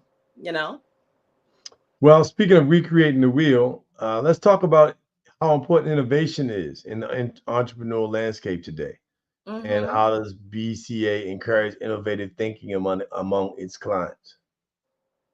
I tell you, I think the history of African diaspora and our African brothers and sisters is the fact that we are creative geniuses, and the Excellent genius of response. who we are, the genius of who we are, as this program promotes as well, which is why I love it so much. The genius of who we are. There's such innovative ideas that are out there, and the the recognition of that beauty of what they've got, that nugget that they've got, and then just whether it's technology or sustainability, no matter the market, I have in our network someone that I likely can introduce you to that you might need that could move things forward through our referral network. But I just try to provide resources. And if I can't think of anyone in that moment in time, it stays with me. You don't leave my mind, because, tomorrow I might just meet someone that I will say, hey, you got to meet this person. So just always keeping my clients and my network in mind, you talk about innovation. You just got to be about the people and serving others. I don't know. No, but I tell you, I'm so enjoying this conversation because, Aw, me too. Thank well, you for allowing. you're tapping into the true essence of Black business is our Mm. ingenuity. I mean, we Mm-hmm. built the pyramids. You know, Mm. we built the pyramids, and you don't hear anybody saying, "Oh, the pyramids are going to be gone in 6 years or 25 years. They're going to be falling into the sea or the sand." I mean, they had hot and cold running water, Mm-hmm. showers. Hundreds and hundreds of years. So the technology that it took to move that massive amount of lime and stone, and I mean, it's just they used astrology and Mm. they, the archaeology and architecture and all these vast concepts, Ah, and still doing it right now. yeah. The innovations that are being created in Africa right now are Mm-hmm. incredible. A car run by water.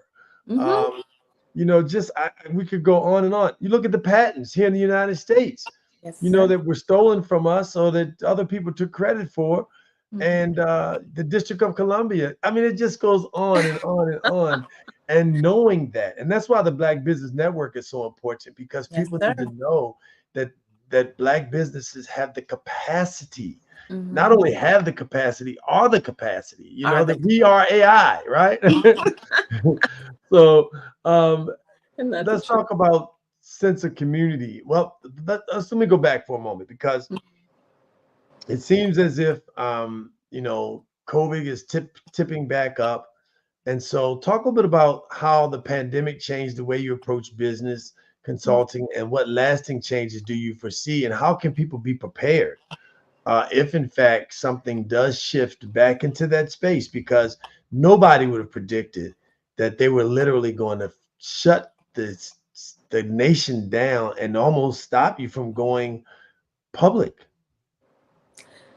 Yes, yes. It's pretty interesting. Coming back upon this timeline and hearing or not hearing. I don't know if they're trying to hide the information, the fact that it's kind of revving back up, or if. But I'm hearing just casually that people are coming down with COVID more and more than I think, just more than we know. It's not being promoted or publicized. But I Right. just think, in that moment of the point of, I just think Separation. that every day you can move whatever it is forward. You just every day, whether the world shuts down, you may have to pivot some things and rethink. And that's another thing that we are great at doing, or part of my gift is just coming up with how do you pivot? What else can I do with what I have, and having those type of conversations, because we're a strategic consulting, firm as well. But whether it's COVID or whatever it is, every single day move something forward. If it's baby steps, that's okay. If you're so busy with everything else, your passion or whatever it is, ultimately that you want to be or where you want to go, let's move it forward every day, just a little bit, if only a little bit. Wow. So I hear that energy and that support. Yes. I hear that coaching, that motivation, that, encouragement to just keep on. So you're not just consulting, but you're also coaching folks. Clearly. Yes. Clearly. And making them believe in themselves. So Yeah. I hear that as well. Thank you. How do you foster a sense of community among the entrepreneurs you work with, and why is that so important? Mm-hmm. Well, the community, I think, in regards to our community, two things. I mean, I could go from it from different points of view, but just thinking about the physical community where there is perhaps a lack of hope.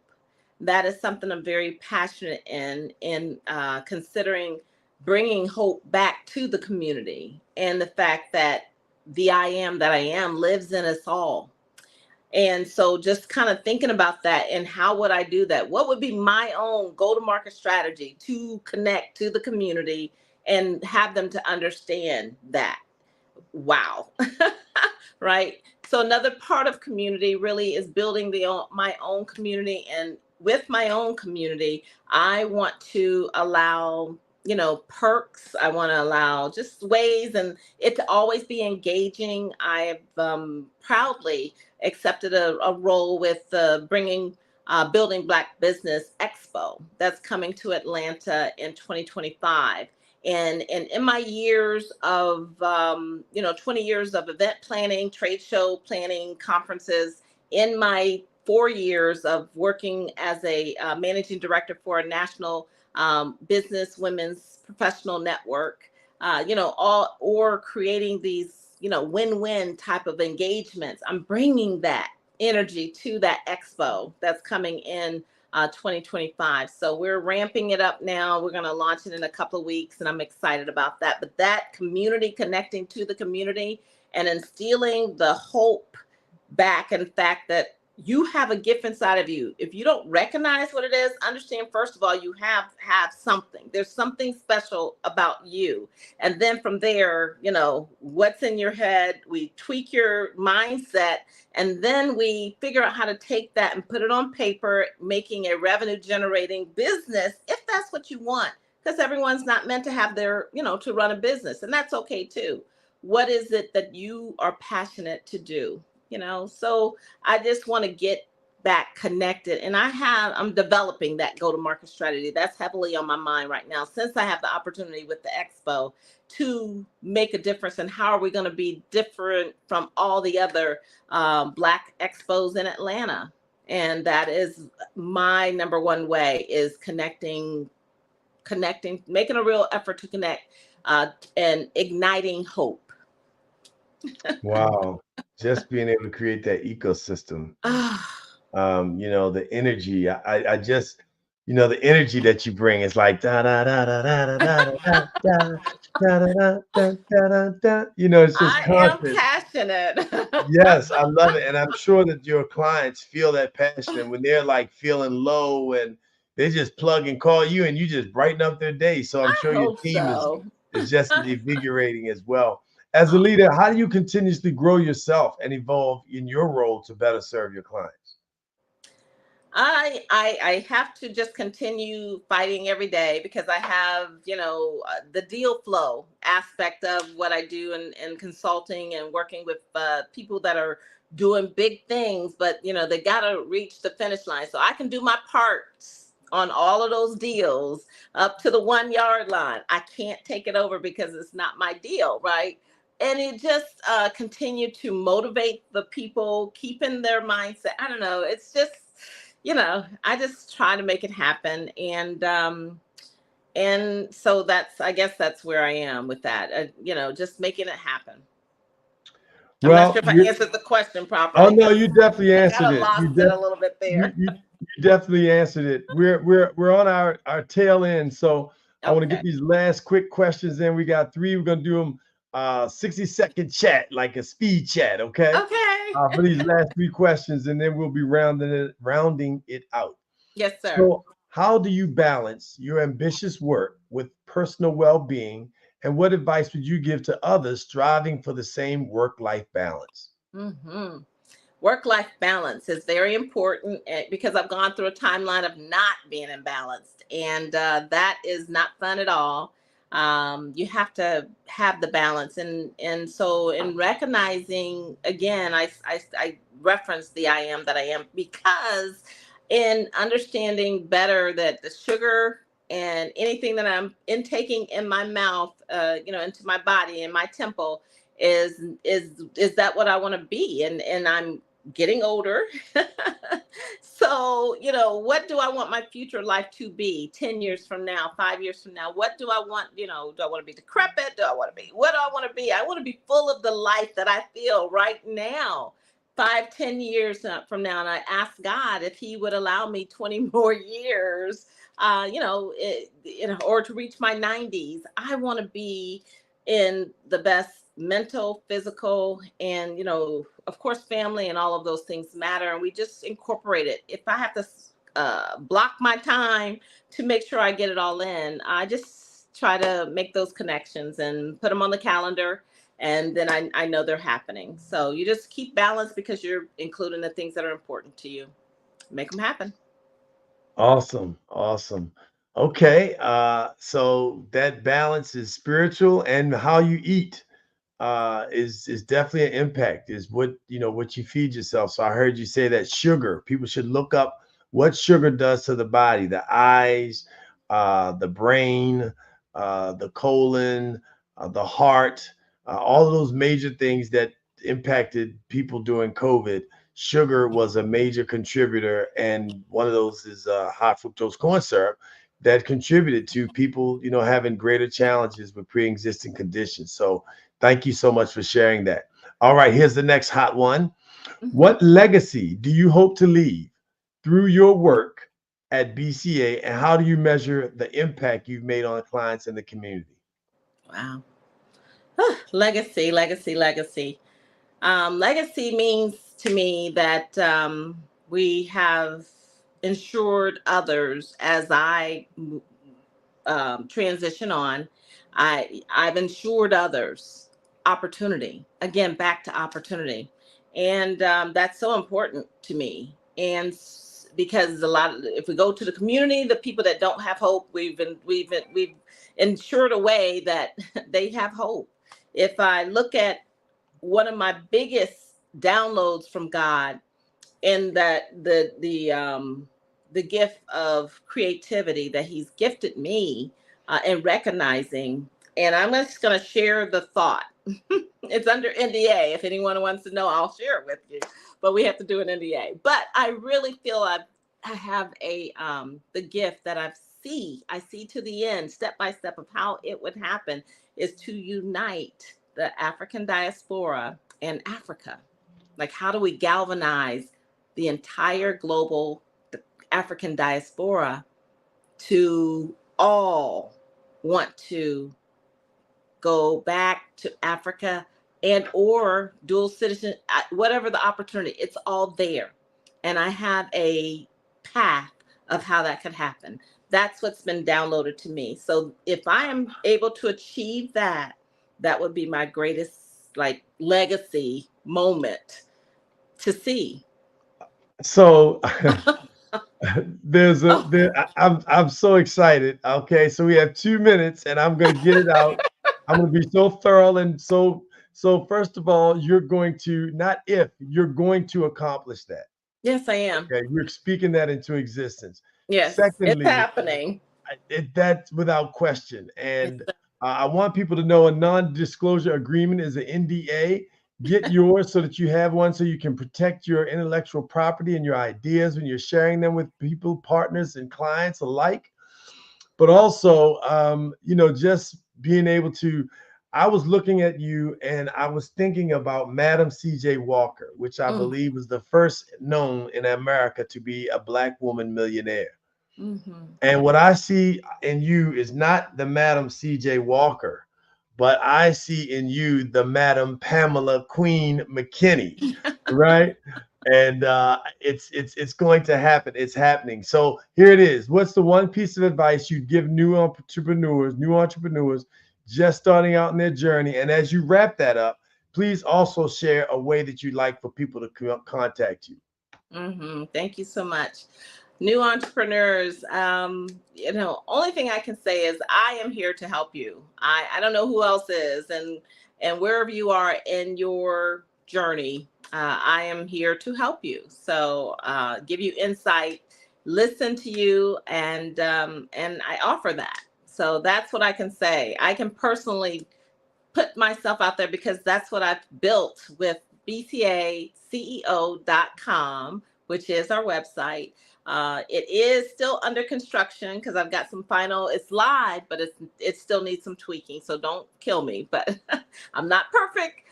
But you calling me and giving me that love and I really appreciate that from you, sir. Oh, no doubt. I appreciate that because I give, and I need that sometime to recognize, your greatness. Just to have that what's said to me, because I feel it when God gives it to me, and I just thank Him because I know that it's above something. It's special. I'll just put it like that, and I appreciate. Well, I tell you what, you are special, and we have been blessed. For being able to listen and be a part of your fireside chat. I am so honored to have been able to moderate this. And I just want to thank you for being who you are and want people to follow you, support you, pray for you, lift you up, and know that they are going to continue to be blessed by bringing BCA into the realm. And I got to just say, genius is common, and I'll see you on the other side. Thank you so much. Peace and love. Thank you. Thank you so much. I enjoyed. I tell you, this expertise that we saw from our speaker today was incredible. And I'm stunned, because look at what we heard today and the energy and the enthusiasm. And so that same energy and enthusiasm is why the Black Business Expo's mission is to raise funds for high school seniors going to college or K through 12 entrepreneurs. This expo is a fundraiser for students who may go to college and high school and need those resources and to be inspired, just like you saw from the guests just now. I mean, it was incredible. So please go to www.blackbusinessexpousa. That's www.blackbusinessexpousa.com to donate to the scholarship fund, or use the Cash App that's on the screen below and say $BBX USA. That's $BBX USA. Our goal is to give laptops and up to $5,000 to 10 students. Students can register online at www.blackbusinessexpo.com. www.blackbusinessexpousa.com. That's www.blackbusinessexpousa.com. Every dollar counts. So we want to remind you to donate to the scholarship fund. We want to thank you all for being with our Black Business Expo sponsors for September 2024. NC 100, Suede Soul, Carolina, Virginia, Minority Supplier Development Council, Step Management, Margie McLean Foundation, Genius is Common, RTV, Executive Women's Success Institute, The Quality Coaching Company, Superwoman Business Services, Creative Force Studios, Lee Entertainment, Black Business Olympics, Artistic App Design, and Black Business Expo USA. Remember, genius is common, and I'll see you on the other side.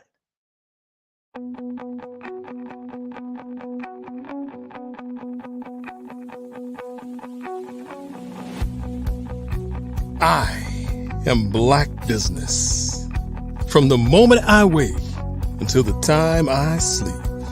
Yes, I am Black Business. I am Black Business. Tell me, Are you Black business? I am Black business. Do you support Black businesses? Listen, I support Black business because I am Black business. Black Business Expo, one of the largest business showcases in the history of Black business in the world. The world!